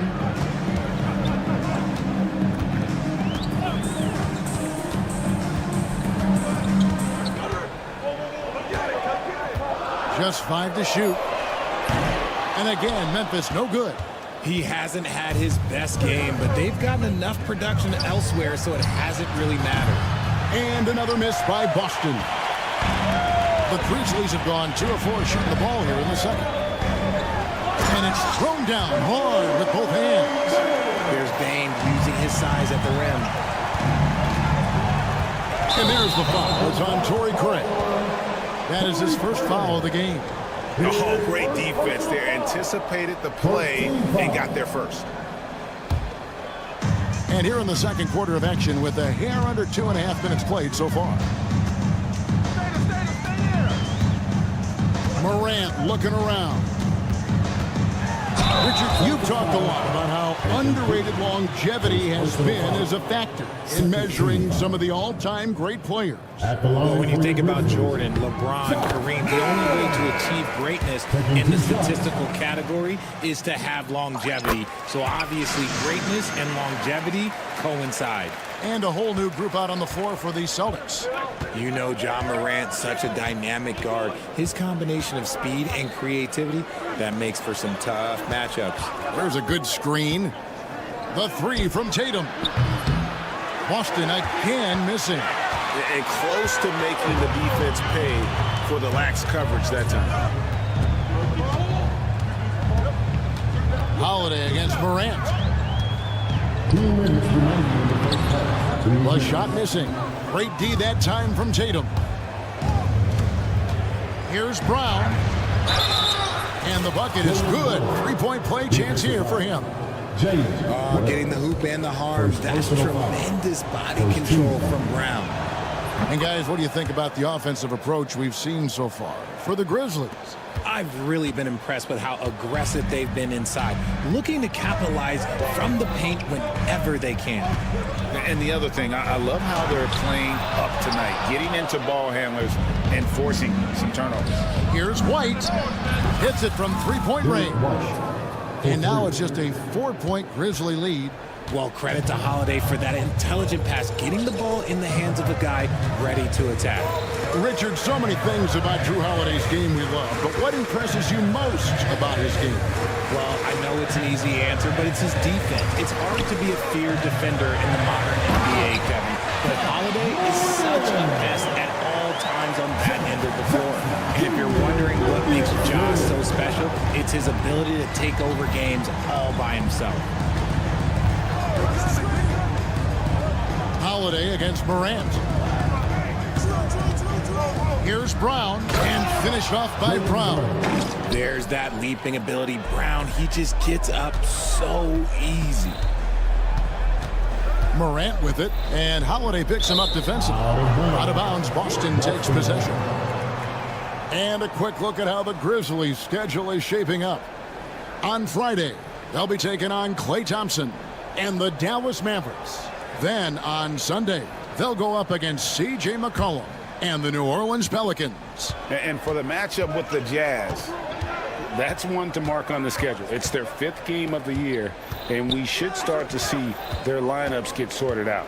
Tatum setting the pick for White. And White with the stuff.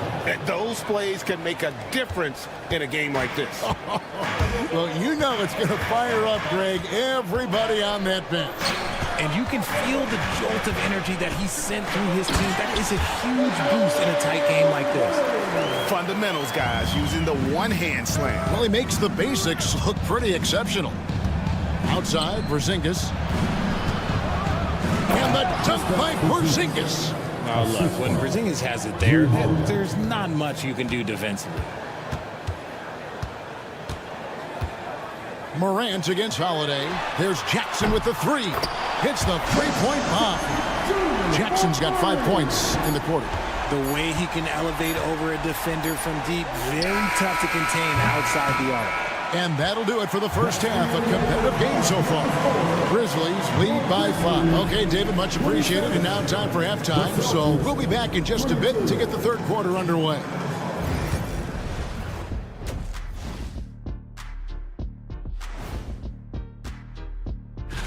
You look at the Celtics, you really get to see what they're made of after your hard work in the offseason. Yeah, you have big.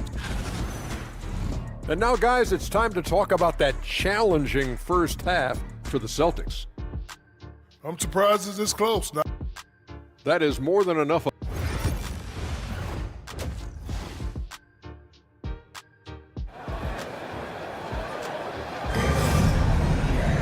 And as we get into this third quarter, as we've seen so far, neither team able to create much separation on the scoreboard yet. Guys, Ja Morant has been sensational. In that first half, he was a hot knife, and the defense was butter. Sliced right through them. And when you rip through the D like he did in that first half, you gotta stay aggressive. Keep getting to the rim. On the court right now for the Celtics, they've got Horford, and it's Pritchard in at the point. And the layup falls. Pritchard's got the first bucket of the third here for the Celtics. And they're beginning to just flat out fall apart defensively right now, especially on the interior. Pippen feeling it out a bit. And Pritchard pulls it down. Celtics trail by 3. Here's Shireman. Pass to Pritchard. Drake with it. Williams picks him up. Hauser misses. And he's usually able to score on that type of defense rather easily. Surprising to see him come away empty. And now we've got some time to check in from the sidelines. You got for us, D.A.? Hey, Kevin. Celtics coach Joe Mazzulla has talked about the two J's, Jaylen Brown and Jason Tatum. He says they've been lumped together because they play a similar position, but they don't have to be similar. They've got to be able to express who they are and not constantly compare it to each other. They're not the same. Kevin? David, remember a couple years ago, there was some thought that maybe one would be traded. Well, they're still together. Floats one. Pritchard gets the bucket. Pritchard's got 4 this quarter. And it's all about the release when you shoot the floater. Now, here's Pippen. Pass to Aldama. Craig pulls it in. Celtics trail by 5. Richard, the Celtics have been among the NBA's elites for quite a while now. Well, they've been a title contender every year for almost a decade now. Even with several coaching changes over that time, they've been the model of consistency. And they're passing the ball very crisply here. Here's Horford. Gets the bucket and the foul. Marvin Bagley picks one up. A tenacious big man. Good seeing Horford keep his balance in these situations. First trip to the free throw line for him tonight. A little under 2.5 minutes gone by here in the third. Pippen outside. Drives to the hoop.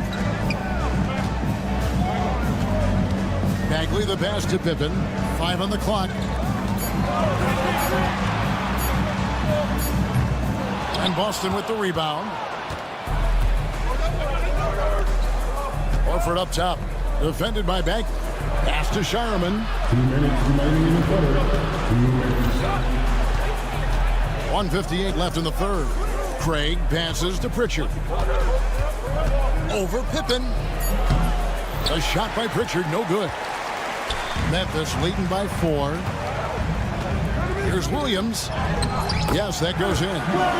Williams has got his second bucket of the game to go. Yeah, the chemistry has been terrific. Really impressed with their offensive execution. Second half here. We're just over 3.5 minutes into it. Pass to Horford. Bagley with the rebound. Grizzlies have gone an even 50% from the floor here in the third quarter. 4 of 8. Now Williams.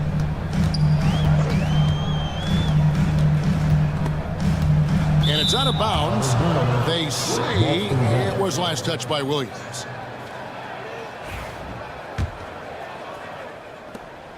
Celtics trail by 6. Here's Pritchard. Pass to Hauser. This one for 3. Busted. No good that time either. Grizzlies shooting it well here in the third, about 50%. Kennard, the pass to Aldama. There's a screen by Williams. Here's the 3. Boston grabs the miss. Outside, Horford.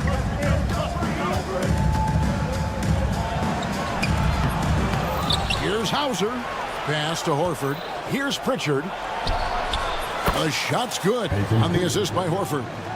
Pritchard's got 7 now in this quarter. And this will be the last possession of the quarter if they're patient. Yeah, it's all about clock management with these situations. Let's see how that plays out. Pippen, the pass to Aldama. Lays it up and in off the pretty assist. And the Grizzlies lead by 5. And guys, the D has to show a little more fight on the interior than they did on that trip. And how about a look now at our assist of the game? Brought to you by State Farm. And the winner today is the big fella here with the sweetest of dimes.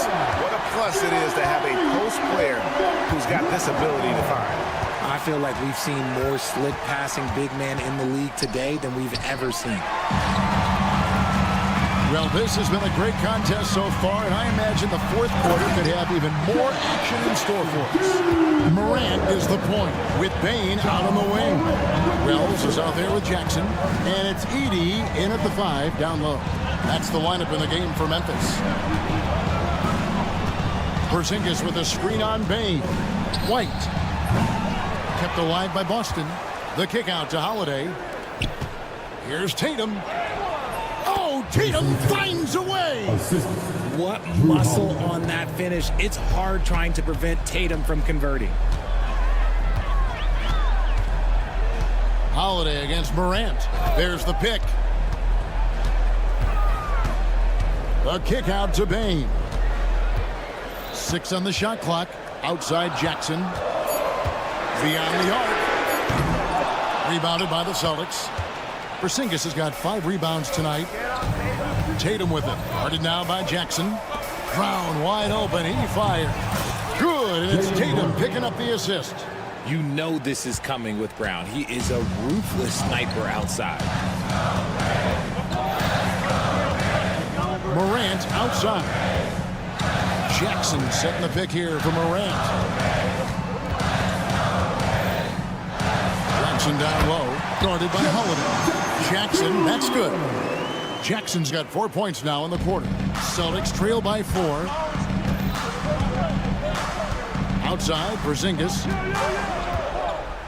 The kick out to Tatum. His 3-pointers off the mark. That is fantastic defense on one of the best three-point shooters in the league. Didn't give him an inch of room. Down low, and that one is hammered home. My goodness, that was absolutely filthy. This building is stunned. He dug deep, Greg, into his bag of tricks there. Tatum's shot is off. If they want to come back, he needs to be better. It's tipped. Porzingis with the steal. Outside, White takes the 3. Wells grabs the miss. Wells has got his 4th rebound in this one.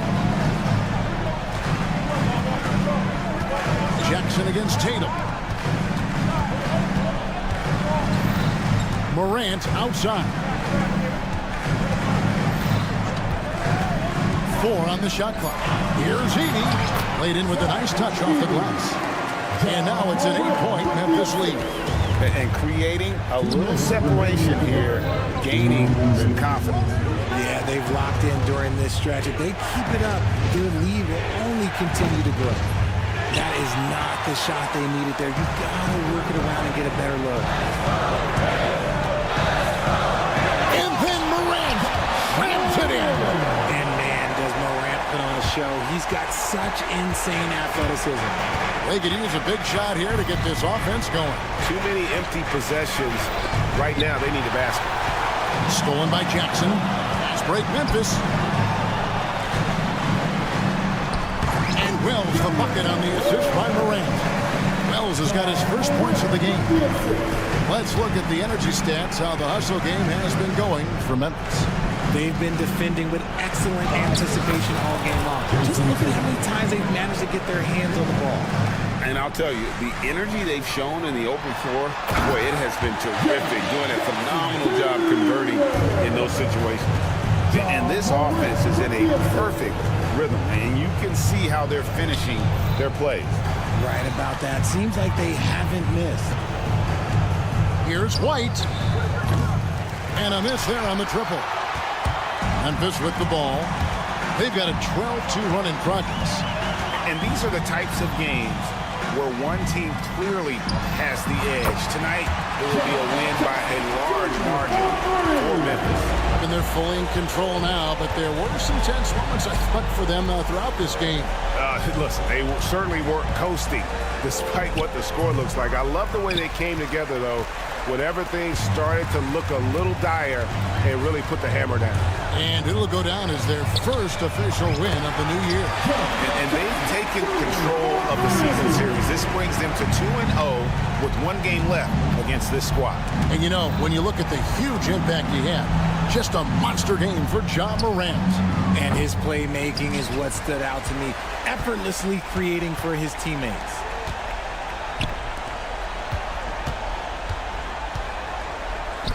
From the arc. He doesn't hit that one.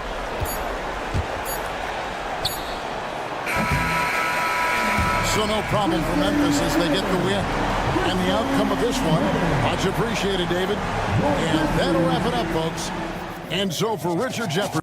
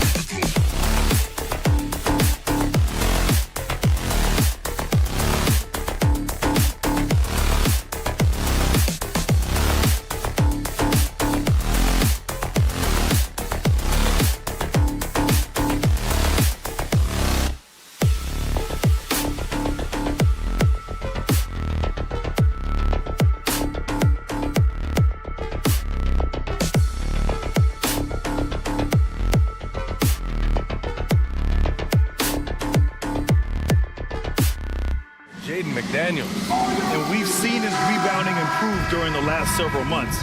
He seems more aggressive and assertive at getting after it and trying to make a real effort on the glass. And let's take a look at Boston's starting lineup. The core of this team, Brown and Tatum in the front court. Holiday at the 1 with White at the 2. And it's Porzingis in at the 5 down low. And for Minnesota, Ant is at the 2 with McDaniels playing the 3. Julius Randle out there with Rudy Gobert.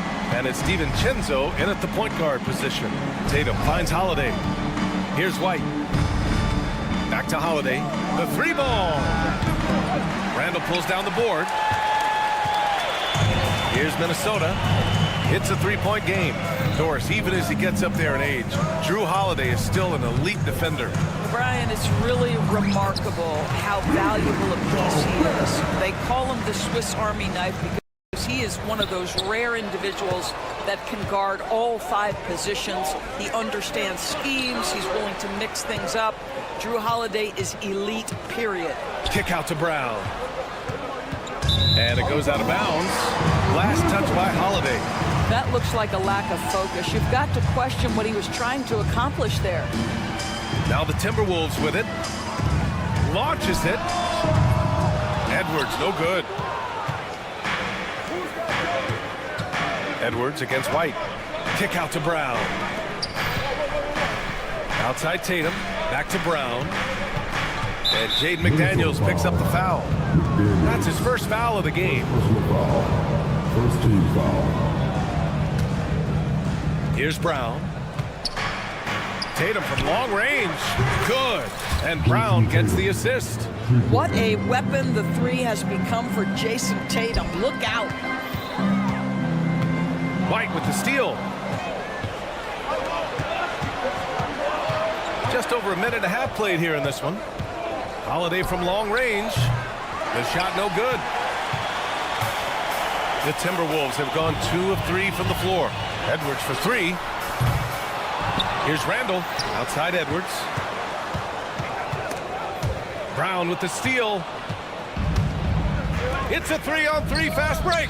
Holiday from long range. McDaniels with the rebound. Minnesota's gone 1 for 3 from beyond the arc. DiVincenzo against Porzingis. Rebounded by the Celtics.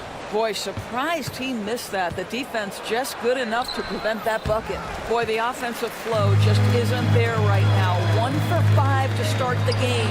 And it really feels like the chemistry of this Timberwolves team has taken a step forward. And BA, you know this. Winning always enhances that energy and chemistry. But beyond that, this is a roster full of players that have had individual success, and now they're hungry and thirsty for team success, because that's the true measure. McDaniels finds Edwards. Shoots over White. Kept alive. The kick out to Edwards. Outside, DiVincenzo. 6 on the shot clock. Second shot opportunity. And Edwards with the layup. Edwards has got 7 points in the game. Well, we know this about Anthony Edwards. This guy, one of the stronger guards in this game. That's a tough finish. Kick out to Brown. Pass to White. Good. And Brown gets the assist. He's consistent from out there, especially when you give him that kind of room. Here's Randle. And it's Randle with the jam. Wow, Julius Randle with a little flavor on the finish. Celtics trail by 5. First quarter of play, and just over 3.5 minutes in. You know, it's easy to focus on Jason Tatum scoring, but Doris, he's excellent in a number of areas. Brian, he's a high-level rebounder. He now knows how to keep his teammates involved. He's competitive on the defensive end and willing to absorb a big-time assignment. He has got a complete game. And, of course, Boston winning 8 consecutive titles from 1959 to 1966. Doris, you think we'll ever see a streak like that again? BA, I think that's almost impossible in this day and age. With free agency, with more salary cap restrictions, it's just hard to win 2 in a row these days, let alone 8. My goodness. And the expression, not enough touches to go around, Do the Celtics risk falling into that trap, Doris? Well, first and foremost, BA, if that's a problem for you, it's a good one to have. I think the key here is with all the weapons available, you have to have some personal sacrificing. To this point, this team has been willing to do that. And Edwards slams it in. You better get out of the way. So much power from Anthony Edwards off that drive. Look out. Knocks down the triple. 12 points for him. He's putting on a show this quarter, and the team's feeding off his energy. To stop the run, and Porzingis lays it in. What a terrific play by just a tremendous all-around player. This guy makes it look easy. Edwards, the pass to Randall. DiVincenzo with it. Three-pointer. And it's Jason Tatum with a rebound. 9 seconds separating the shot clock and game clock. Holiday finds Tatum. There's the triple. Anthony Edwards with a rebound. The Timberwolves lead by 8. Outside McDaniels. Knocked loose. And stolen by Brown. And a bit of a battle for the ball. And the officials signal a jump ball here.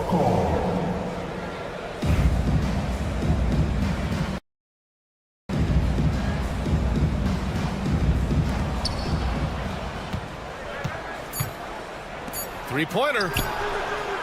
Can't hit that one.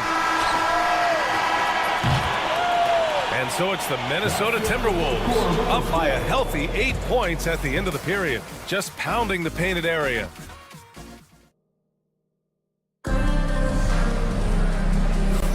And for those of you just tuning in, second quarter action is where we are. And before we move on, what do you guys think about what we've seen from the Timberwolves? Give it up for their D. They're battling, communicating, and coming up with key stops. Yeah, I think they wanted to come out of the gate strong, and they have. They've taken the early lead here. On the court for the Celtics, second quarter underway. Holiday at the 1 with White at the 2. Tatum is the 4 with Porzingis at center. And it's Brown in at the 3, small forward.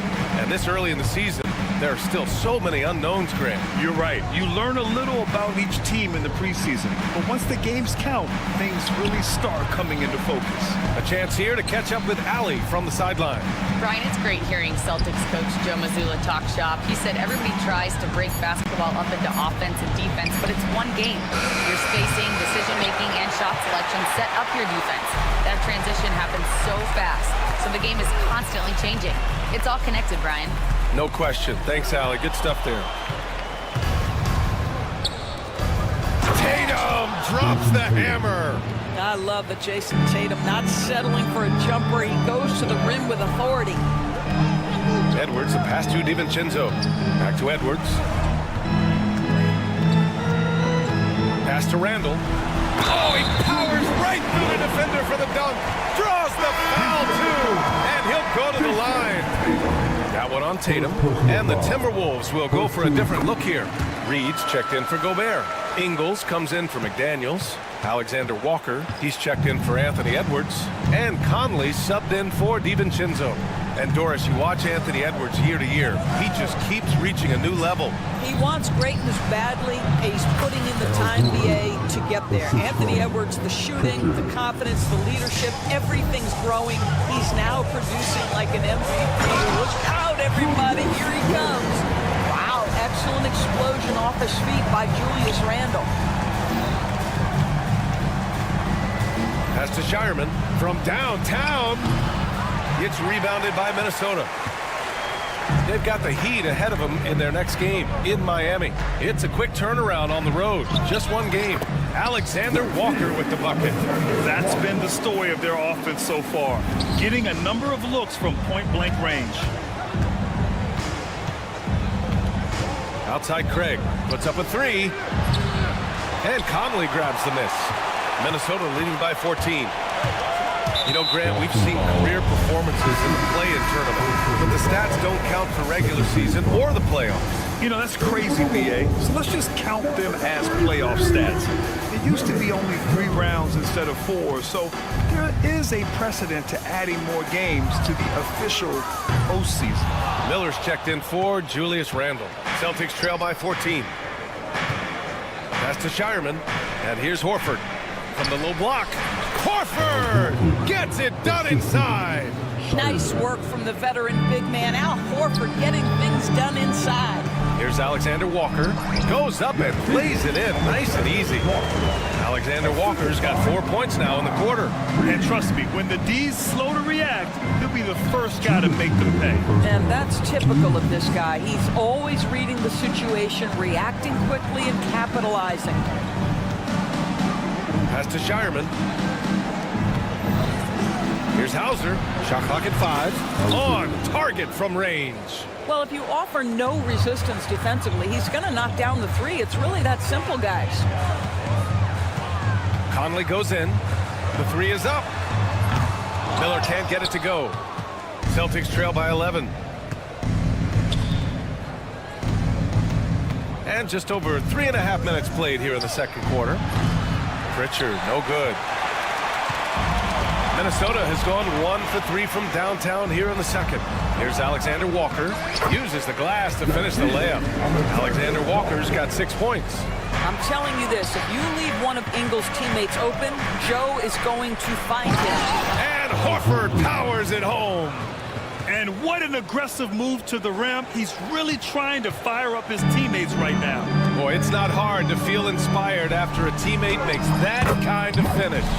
Where was the defense? No help. You can't afford to give up these kinds of buckets. Here's Pritchard. No made baskets yet. There's 39 seconds left in the second. Offensive board. Horford. Oh, look at Horford. Staying active inside. Well, after a less than stellar start in the first quarter, you like to see that shot go down. Right side Ingles. Back to Conley. Nice D from Horford. Great rim protection to prevent him from converting. Beautiful. Back to Pritchard. And with that one, the deficit trimmed to single digits. Pritchard's gotten himself going with a triple, his first basket of the game. Reed finds Ingles. And they come right back with their own three-pointer. And the Timberwolves lead by 11. That's how you up the ante. Go right back at him. And you would expect nothing less from these two, taking pride and making plays. And so it's Minnesota closing out the quarter ahead by 11 points. Great shot selection right now, keeping the game simple and getting high percentage looks. Time for a quick break, then back to the action. Thanks for stopping by. I think for the Timberwolves, like most teams right now, they're optimistic. We'll see how they handle the first couple of games. Yeah, Let's move on now to that first half we were watching. A brutal game so far for the Celtics. They haven't been. Thanks for tuning in.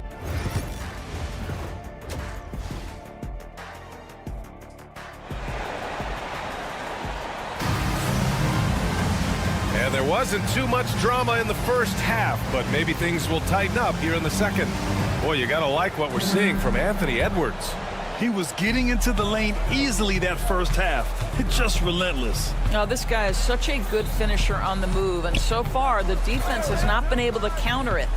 Amp is at the 2 with McDaniels playing the 3. Rudy Gobert is out there with Julius Randle. And it's DiVincenzo in at the 1. So that's the Timberwolves 5. Well, Al Horford just goes about his business, and that's an easy opportunity right there. Edwards can't hit. Celtics trail by 9. Horford with it. He's got 10. DiVincenzo with a steal. Pass to Gobert. Gobert on the go. Oh, and Gobert powers it home. Rudy Gobert sees the lane and shows you I can put it on the deck and score. Out to the right wing. Here's Shireman, guarded by Edwards. Randle with a steal. And now the T-Wolves on the break. Here's McDaniels. And the big dunk at the end of the break. Well, making it look very easy. Right at the rim, McDaniels with the finish. You know, part of what makes Julius Randle so effective is that spin move, Doris. He does like to use that on the interior against taller players to get enough separation. But the number of finishing moves that guy has off the spin, it is really an effective tool. Man, that one drops for him. And guys, the way this defense is getting manhandled down low, you have to wonder if they're at 100% right now. Here's Pritchard. DiVincenzo covering. Pritchard, the pass to Craig. Now here's Horford to the left side wing. Out left to the wing. Takes a three. Boston again missing. They really have a commanding lead, not just in points, but in rebounds as well. Here's Edwards. And Edwards slams it in. And they're refusing to take a break, even with a nice lead. They just continue to attack. You have to love it. And that, to me, is a sign of excellent coaching. There's an attention to detail. There is valuing of every possession. Since halftime, they've missed 3 of their first 4 shots. Still trying to get their legs under them. Nails it from 3. I just love the ball move. Celtics trail by 20. And stolen by Edwards. And now the T-Wolves on the break. Here's DiVincenzo, finished off the break. DiVincenzo's got 7 points in the game. He drops yet another dime, just facilitating this offense like a maestro. Horford passes to Craig. Yes, great play by Horford to set him up. Al Horford is so impressive as a passer, a big man who can dish it, so valuable. McDaniels inside. Randall on the screen. DiVincenzo with it. Picked up by Craig. Here's Randall. And the shot counts. He's fouled, and it's a chance for a three-point play. So Boston ends up going with a new group. And this is second attempt at the line tonight. He did a lot of damage at the free throw line in their last game. And this is a star-driven league. But talk about the importance of role players, Grant. Oh, B.A., a lot of times they're the ones who carry the day. You know what you'll get from your stars, but when the X factor ignites, that can make the difference. Here's Edwards. Porzingis grabs the board. For Boston, they've got just 2 of 6 in the second half. And Jaden McDaniels picks up the foul. That's his 3rd foul so far. First team foul. Just over 3.5 minutes through the 3rd. Here's Tatum, and stolen by Edwards. This quarter, they've already given up 6 points off turnovers. And it's Randall with the jam. Well, that's the defensive impact of Anthony Edwards, making the steal and setting up easy offense. Here's Tatum. Rebounded by the Timberwolves. Gobert's got rebound number 5 here tonight. And their physical dominance has been on display. A 10-rebound advantage is a good indicator of how this game has gone. Celtics foul. There aren't many more dominant defenders in the NBA than Gobert. Well, that's definitely fair to say, B.A., because his defense has an outsized influence on a game. The inside presence changes an opponent's game plan. What you love about Rudy Gobert is he understands his strengths and where he can impact the game. That is primarily on the defensive end, but also as a screen setter offensively. You don't want to stop the clock right there. I'm not quite sure what he was thinking. And he's good on the second. Boston has gone just 1 of 5 from 3-point range here in the 3rd quarter. White for 3. Randall pulls down the board. Randall's got his 7th rebound here tonight. And the call will be against Jason Tatum. That's his 3rd foul so far. Bonus situation in effect, so we'll head to the line for 2. And this will be his 2nd trip to the free throw line. Well, we know Rudy Gobert is going to go down as not only one of the greatest defenders of his generation, but of all time. Just look at the number of times this guy has won Defensive Player of the Year. He is a force to be reckoned with. White on the wing, outside Tatum, looking to end the run. Minnesota with a rebound. Gobert's got 6 rebounds now in the game. I know he's got to be frustrated right now, but the team is fighting from behind. He's got to stay with it. And Holiday takes this responsibility seriously. When someone is open on his squad, he gets it to them. Randall outside. Back to Edwards. From deep. That's in. Coming off an assist from Randall. Randall's got his 4th assist with that last one. White for 3, and the Celtics another 3. Both teams are starting to find a rhythm here. And this is partly what the game has become, right? A matter of dueling three-point opportunities. Anthony Edwards has been on display for the... And let's take this opportunity to show you our State Farm assist of the game. Talk about painting a magnificent picture with that dive. Just a great decision and a perfect delivery. We call that putting it right in the pocket, and he knew what to do with it once it was there. And as we head into the 4th, we'll see if there's a comeback in the works, or if it's more of the same for the first 3 quarters. On the court right now for the Celtics, the 2 Jays, Brown at the 3 and Tatum at the 4. Holiday at the 1 with White at the 2. And it's Porzingis in at the 5. Back to Miller. Pass to Randall from the arc. Boston pulls it in. Here's Pritchard. Here's Horford. And a foul called on the way up. So he'll take 2 from the free throw line. Well, Grant, in terms of scheduling, you see any way to eliminate back-to-backs? You know, I'm not a big fan of eliminating back-to-backs, but to answer your question, BA, you have 2 choices. Either fewer regular season games or extend the season by a few weeks. I don't think either one of those options is in our future. That'll be a move to remember. Wow. Yeah, great creativity in the air. Pass to Hauser. A deep 3. Doesn't go that time. Just enough of a shot contest to bother him. And here's Edwards outside. Shireman grabs a board. And the defense got away with one there. I mean, that's a shot he typically makes. Out to the wing. Tipped away. And stolen by Edwards. In transition, here they come. And it's Randall with the jam. Put that one-man show on Broadway. That's one way to go with the alley-oop. Final quarter of play, about a minute and a half off the clock. Here's Shireman, pass to Hauser. Here's Pritchard, he's guarded by Conley. The 3. Reed with the rebound.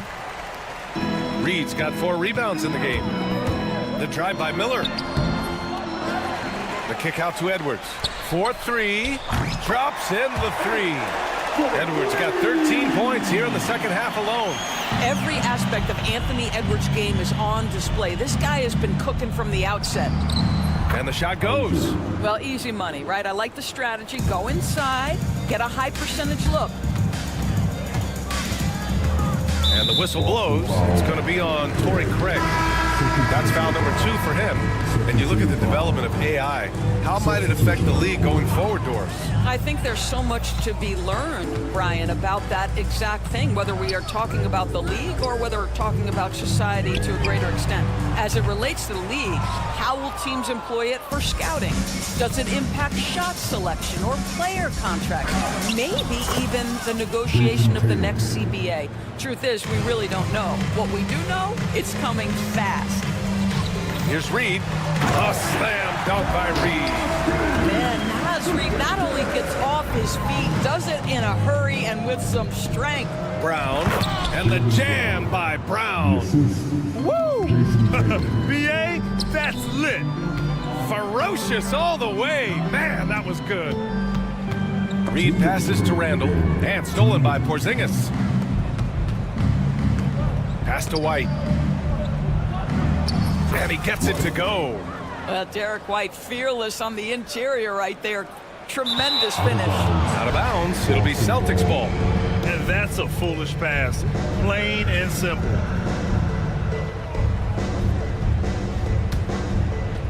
.152 left in the 4th. And Jaylen Brown gets a whistle that time. That's his first foul. And just a great job of getting there first and absorbing the contact. And Minnesota with possession here. Here's Reed and Porzingis with the block. Porzingis 7-3 says not here and not now. Holiday with the ball. He's picked up by Conley. Here's Tatum. It's rebounded by Minnesota. And what a complete performance we saw from them. A dominant win in every way for the Timberwolves. And everything seemed to go their way today. They were firing on all cylinders, Grant. Yeah, B.A., this was the kind of performance you relish as a player. Just a very impressive win. And so this win marks their first victory of the new year. Well, at least they're going to take one game in this season series. It was an uphill climb. And one player just stole the show tonight, doing everything for his team. A monster night for Anthony Edwards. He was all over the place, pressuring ball handlers, jumping the passing lanes. His steals made a huge impact on this game. Their home crowd has energized them all game. Now they're closing it out. Well, for all intents and purposes, this game is over. Just a matter of time here. And the shot goes in. Finishing the game strong. This is how you shut the door on any hopes of a comeback. No question. They've got hot at exactly the right time. Clutch play on a team level. There's Tatum with the three. Doesn't go for him. And here's Minnesota now. Edwards looking it over.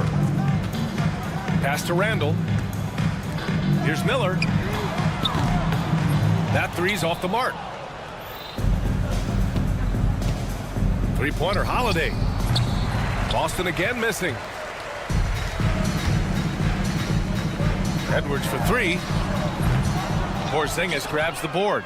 And that closeout certainly made a difference. Well, no question. He altered that shot, and most of the time, that's just as good as blocking it. So we see the Timberwolves taking the W here. They didn't have too many problems tonight. They didn't. Just a tremendous team effort. Once they had that big lead, they were not going to let the visitors back into the... Allie, thank you as always. And that's going to do it tonight, folks, for our broadcast. For Doris Burke, Allie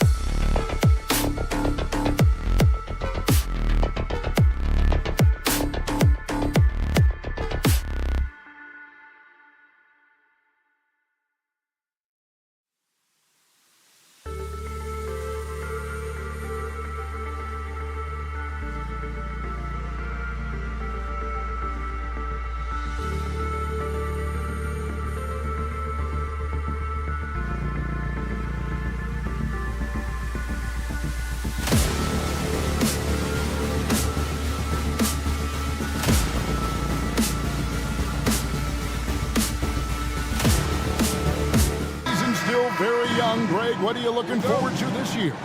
Well, Kevin, I'm always interested in the rookies, seeing which guys step up. The leap to the NBA can be a huge one, so you never know what will happen with some of these young players. Now look at Memphis's starting group. Morant is the point, with Bane out on the wing. Jaren Jackson is out there with Wells, and it's Edey in at the 5 spot. And look at Morant getting bold at the arc. When he's feeling it, you really have to watch him out there. Here's Edwards. 2 free throws coming up, and they call the shooting foul. It's going to be on Desmond Bane. Yeah, way to play in attack mode and get to the line. And, you know, the defense gets their money's worth on that foul, stopping the layup and not giving up the and one. And Edwards drops them both. And, Greg, it didn't take long for Anthony Edwards to prove himself in the NBA. There's so much to like about his game. As outstanding as his offense is, his defense cannot be overlooked. He is a lockdown presence when he needs to be. And it's Morant missing. He has to make that one. I mean, you have to make the defense pay when they slough off of you like that. Fires for 3. Edwards can't hit. Grizzlies have gone 1 of 3 from the field to start this one so far. The kick out to Bane. On the wing, Jackson. Back to Bane. From past the arc. That shot, no good. Great tee that time from Edwards. Minnesota with the ball. DiVincenzo passes to Gobert. And he finishes nicely on the way. DiVincenzo with a nice touch on the inside shot. He really knows how to make it work at close range. And the whistle blows. It's going to be on John Morant. That is his first foul of the game. Yeah, way to get there first and be willing to absorb the contact. No question about it. No flop there. That was a direct shot to the chest. Edwards with it. Coming off a solid outing against Charlotte. Inside. Randall finds Edwards. Over Bane. And, yep, finally drops it, rolling around the rim. Nice mid-range J from Edwards there. He's obviously not too concerned about what the analytics say about that shot. They set the pick. Here's Morant. Gobert with the block. You know, right now they're just 1 for 5. Rough start so far. Edwards passes to Randall. Edwards against Morant. Edwards, good. Edwards got his second basket of the night. Built like a linebacker, Edwards is not your average off guard, folks. And Morant gets it to go. How about that wonderful floater he has, showing off an exquisite touch. Gobert with a screen for Edwards. Basket counts. Edwards got 8 points. About 3 minutes gone here in the first quarter. There's always a surprise, isn't there, Clark, in the offseason? Let's go back to 2022. That offseason, the Timberwolves going all in on Rudy Gobert. Basically, Kevin, they traded 5 firsts plus a bunch of good players for Gobert. Was derided at the time, and I can understand why, but Rudy's defense has taken them to another level, and he's actually been a little better offensively than people thought he would be. And the latest now from our sideline reporter, David Aldridge. David, it's all yours. Take it away. Kevin, Rudy Gobert has tied for the most Defensive Player of the Year awards all time, but he's challenging himself to do more offensively. He said it's all about just being okay with missing or making mistakes, freeing my mind and doing the things that I work on to get out of the shell that I was being put in. Kevin, back to you. All right, David Aldridge, we thank you for that report. Now here's Gobert, still scoreless. And the officials calling for a 3-second violation. With the break in the action, we've got a chance now to look at last year's top rebounders. Rudy Gobert is second. What a season he had in the paint. I mean, his rebounding numbers, really mind-boggling. Who wouldn't love to have a guy like that? And the Grizzlies with possession here. Following the miss by Julius Randle from deep. Stolen by McDaniels. And now the fast break. Edwards with the ball.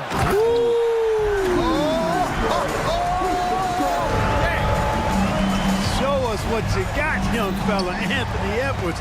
Love to see you operate like that. The Grizzlies with another miss. And on an open look like that, he's very gifted at making the weak coverage pay. Morant against DiVincenzo. Pass to Randall. Over in the corner, McDaniels. That's in, coming off an assist from Randall. And their offense already in a flow. Some stellar shooting to jump out to this league. Quality looks they're getting, and they're capitalizing on it, guys. They have to be happy with this start offensively. Now an all-NBA caliber talent, Morant still feels like he has room to improve. The Grizzlies shooting their first free throws of the night. And if we want to take a look back, they converted about 76% from the line. And that just has to improve, guys. I mean, the free throw shooting is something that has to get better. You're immediately putting yourself at a disadvantage when you shoot that poorly from the line. Nice play, and you can see they're gathering momentum. You know, they need to stay aggressive here. Build the lead up while they've got the chance. Don't waste this opportunity. And so the first quarter is in the books. Minnesota on top.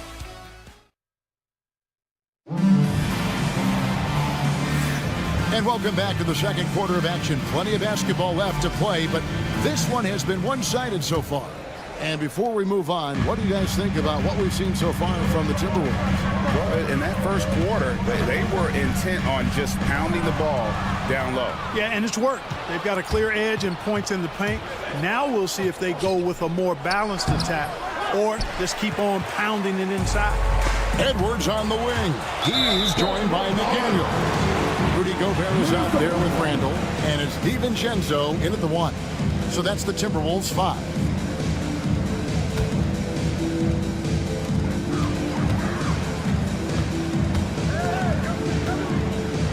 Outside Edwards.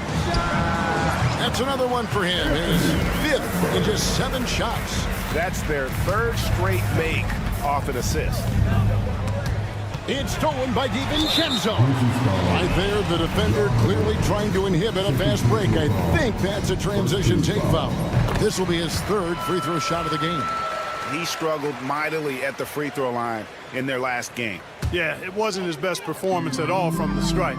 He's got to put it behind him, and I know he'd like to immediate. You know, he really did excel at the stripe. I mean, they couldn't have asked for too much more from him when it came to knocking down free throws. Bain against DiVincenzo. Edey gets the bucket. That's a textbook example of how to move the ball. Boy, you got to love that action. Edwards against Bain. A beautiful finish inside by Ant. Hey, Clark, no one covers the college game like you.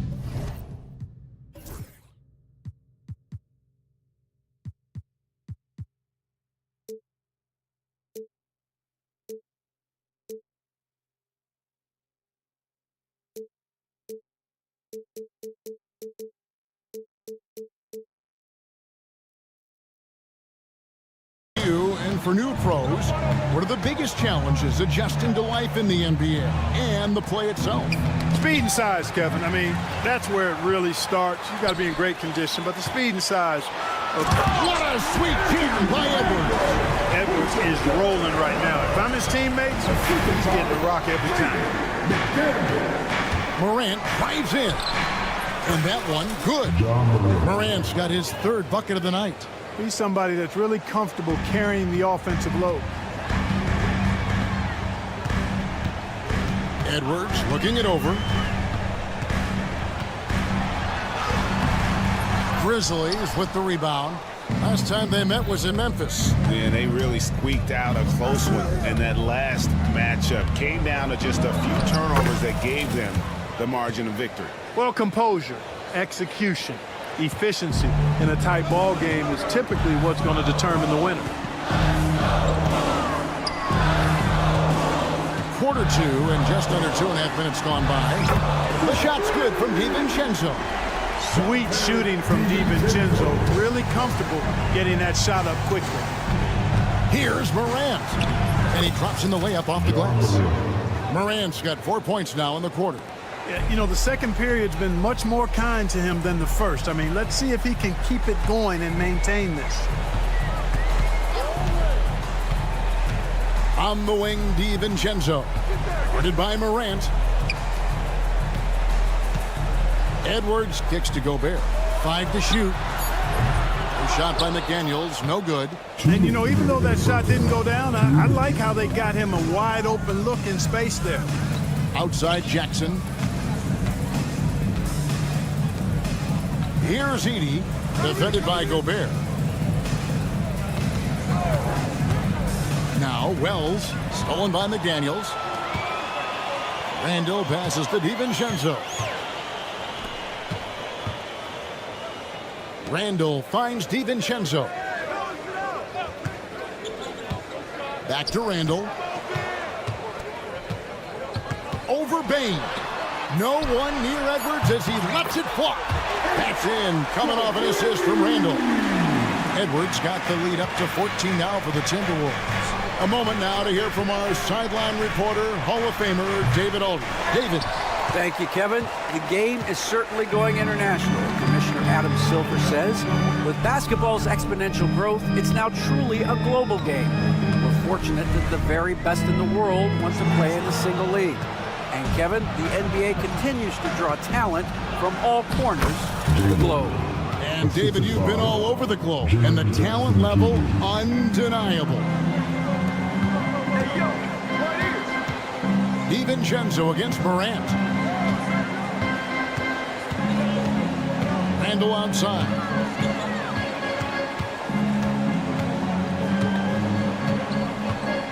Over in the corner, Edwards. And again, Minnesota with the triple. Man, the triples keep falling, guys. That's 3 in a row.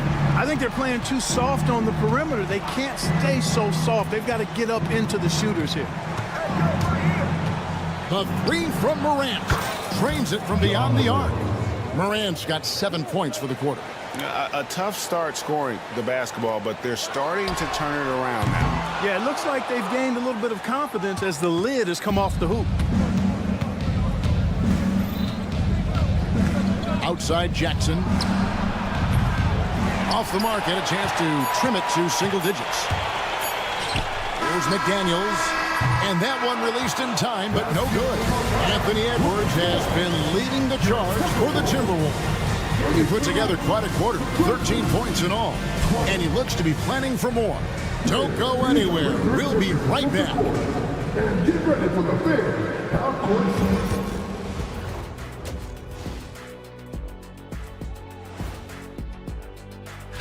You know, right now for Minnesota, you really get to see what they're made of. After your hard work in the offseason. Yeah, you have. And turning back to our first half, things going well, extremely well for the Minnesota Timberwolves. And that'll do it for half.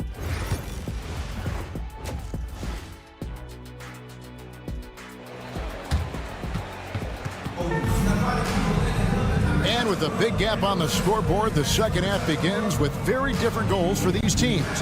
One side trying to mount a comeback, one side trying to protect their lead. You know, Anthony Edwards has been exceptional here, guys. You just love the patience in that first half. Waited until he got the look he wanted. Well, you know what, guys? It was all about efficient offense, not rushing things, taking your time, finding the best shot on every possession. Taking a look at the Grizzlies. They've got Pippen. Santi Aldama is out there with Marvin Bagley. Then it's Vince Williams. And it's Kennard in at the 2-guard spot. And of the last 6 baskets, 5 have come on the interior. This is just smash-mouth, physical basketball, guys. That's exactly the look they wanted, guys. Right guy, right play, wrong result. And finished off by Bagley. And how about the leaping ability of Bagley? He gets off the ground with ease to throw that one down. Reed with the screen on Pippen. Pass to Reed. Lets it go with the 3. And he's good on the 3 ball. And the Timberwolves lead by 13. assists like that have typified their effort today. Terrific ball movement. Really a prime example of the difference in how these teams have operated offensively. Much more individual play at the other end. And foul on the shot, so he'll get a chance at the line. And let's go to the 2K leaderboard to see the teams that blocked the most shots in the NBA last year. The Grizzlies 4th. 5th, the Timberwolves. Both clubs physically dominant inside the paint, and that's why you see those outstanding shot blocking numbers. He doesn't get the second one. Timberwolves leading by 12. When Naz Reid is out there, Clark, spacing the floor is a real asset for him. For sure, and you know, he really puts a lot of pressure on the defense because he can score from anywhere on the floor, and he's got great size and strength. And he does the little things too. I mean, you look at his points and rebounds, but this guy gets deflections, he goes after loose balls, he gets you extra possessions on the glass, he steps in and takes charge. I mean, he does all the little and big things. Ingles against Williams, driving the lane, and it's good for 2. Williams has got his first basket. Well, we've seen that movie a few times, haven't we? An easy bucket in the paint. Well, listless and lifeless at the defensive end. I mean, especially inside. They've really got to pick up that interior defense. Yeah, there's 6 points on consecutive 3 balls. They're finding holes now in the D. Ripped away.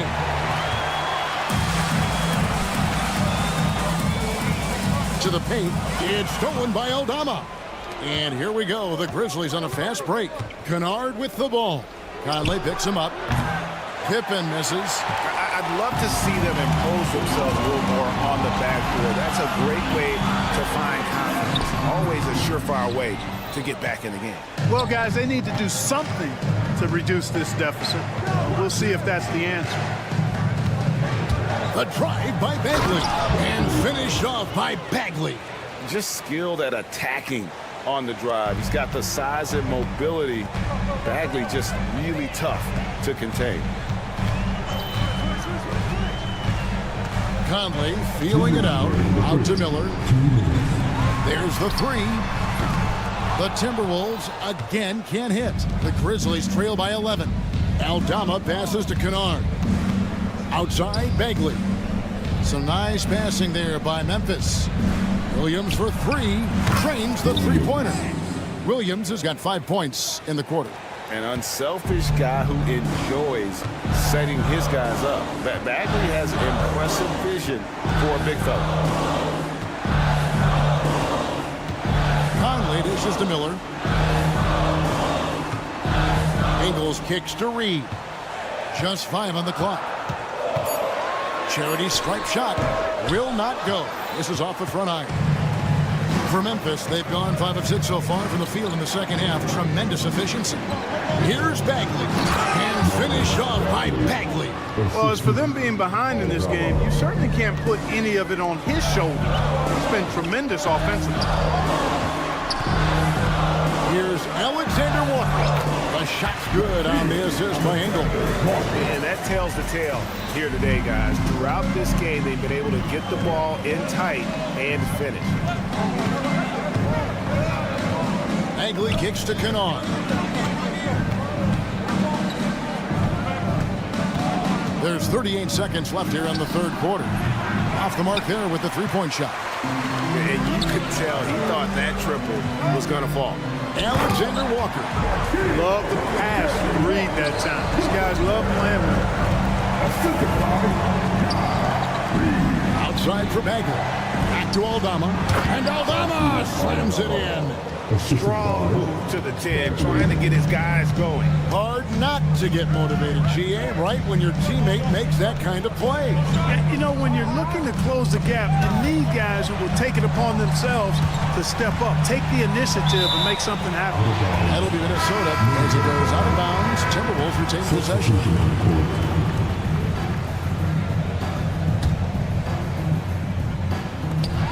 Seconds left in the third. Here's Edwards. That shot is off. And not allowing the shooter even an inch of breathing room on that one. And guys, that's exactly the kind of high-impact defense they want. And so it's Minnesota Holding on to an 8-point lead heading into the break. Their shooting has been the big key. Their percentage from the field so far has been terrific. And we've got more on 2K Sports coming your way after this break. And let's go back to a terrific pass that we're calling tonight our State Farm assist of the game. And he sliced the D wide open with his feet. They had no chance to prevent that basket. Yeah, that's just a brilliant read of the defense. I mean, it was also excellent anticipation of the movement of his teammates before the pass. Just great harmony on all sides. And this is it. Glad to have you along for this fourth and final quarter. Edwards on the wing. He's joined by McDaniel. Gobert is out there with Randall, and it's DiVincenzo in at the 1 spot. So that's the Timberwolves 5. Anthony Edwards is a classic 2-guard. Clark, a spectacular player. What has impressed you most about his development? Well, he's got a great body. He had it when he got into the league after just 1 year of college. Tremendous basketball body, strength and length and bounce. Now he's worked on refining his skill. I think the biggest thing that's impressed me is not only his work ethic, but his poise. He's not a guy that plays frantically. He plays with intentionality and purpose, and that's a tough thing to do when you've got his athletic ability and you're as young as he is. We've played just over 1 minute here in the fourth quarter. DiVincenzo kicks to Edwards. Lock at 6. Edwards making a statement. And we are seeing tonight why Edwards was selected first overall. Anthony has a special ability to score. Out to Morant. Pulls it up. And it's McDaniels with the rebound. McDaniels got rebound number 5 here tonight. And finished off by Edwards. Rising up for the throwdown. Major hops from Edwards. And they double up Morant. Trying to find Jackson. He's got it now. You know, that's how you do it, guys. I mean, he passed his way out of the double team and into an easy basket. DiVincenzo kicks to Randall. Gobert with a screen for Edwards. They get it back. Pass to McDaniels. On the wing, DiVincenzo. Guarded by Morant. Minnesota needs to get off a shot here. Here's Gobert. Missed it, even after all those chances. For 3, Julius Randle with the rebound. Timberwolves leading by 12. It's Edwards on the wing. That's in, coming off an assist from Randle. Randle's got his 4th assist in this one. Edwards loves those long-range bombs. He's a confident shooter. Morant with the bucket. Defensively, you just can't afford to give these easy looks up. Just asking to get burned if you do. Here's McDaniels. Pass to Randle. 1:53 left in the fourth quarter. Now here's DiVincenzo. 11 feet away. And he gets the friendly spin, and that one drops. And the Timberwolves lead by 15. Well, that's a nice play. DiVincenzo's a bankable jump shooter from just about any range. Memphis moving that ball around. Morant finds Jackson. Randle with the block. Here's Heaney. Minnesota with the rebound. Gobert's got 7 rebounds in the game. And so just rolling to the finish line now in what has been a very confident-looking performance for the Timberwolves. You know, a team can have a great shooting night without getting a lot of assists, but tonight they had both. Yeah, and listen, you only get the assist if the guy you give it to makes the shot. So a lot of assists will up your field goal percentage, but this was a great team effort by everyone. And it'll go down as their first official win of the new year. And really, they finally got something good to happen against this team. The last 2 games they faced them weren't nearly as productive. That's right. I mean, they'll now be 1-2 against them this season. They'll face them once more, so they could end up with a split in those 4 games. The one player that really stands out, of course, in this one, it was a dazzling game for Anthony Edwards. There wasn't much they could do to slow him down as he was converting every good chance he got. Here's Edwards. He gets it in there. Edwards got 34 points. And it's just competing, you know, giving your best when it matters most. Yeah, you know, once they got victory in their view, a huge injection of energy and a great run to finish it off. Gobert the pass to Edwards. And the rebound by Jaren Jackson. And here is Bane over Randall, and the Grizzlies tack on 2 more. 12 seconds left in the 4th quarter of this one. Edwards can't hit.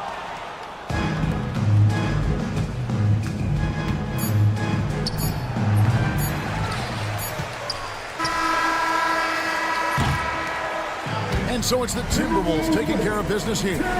Some good moments throughout this one. Thank you, David. And that's going to do it tonight, folks, for our broadcast. For Greg Anthony, Clark Kellogg, and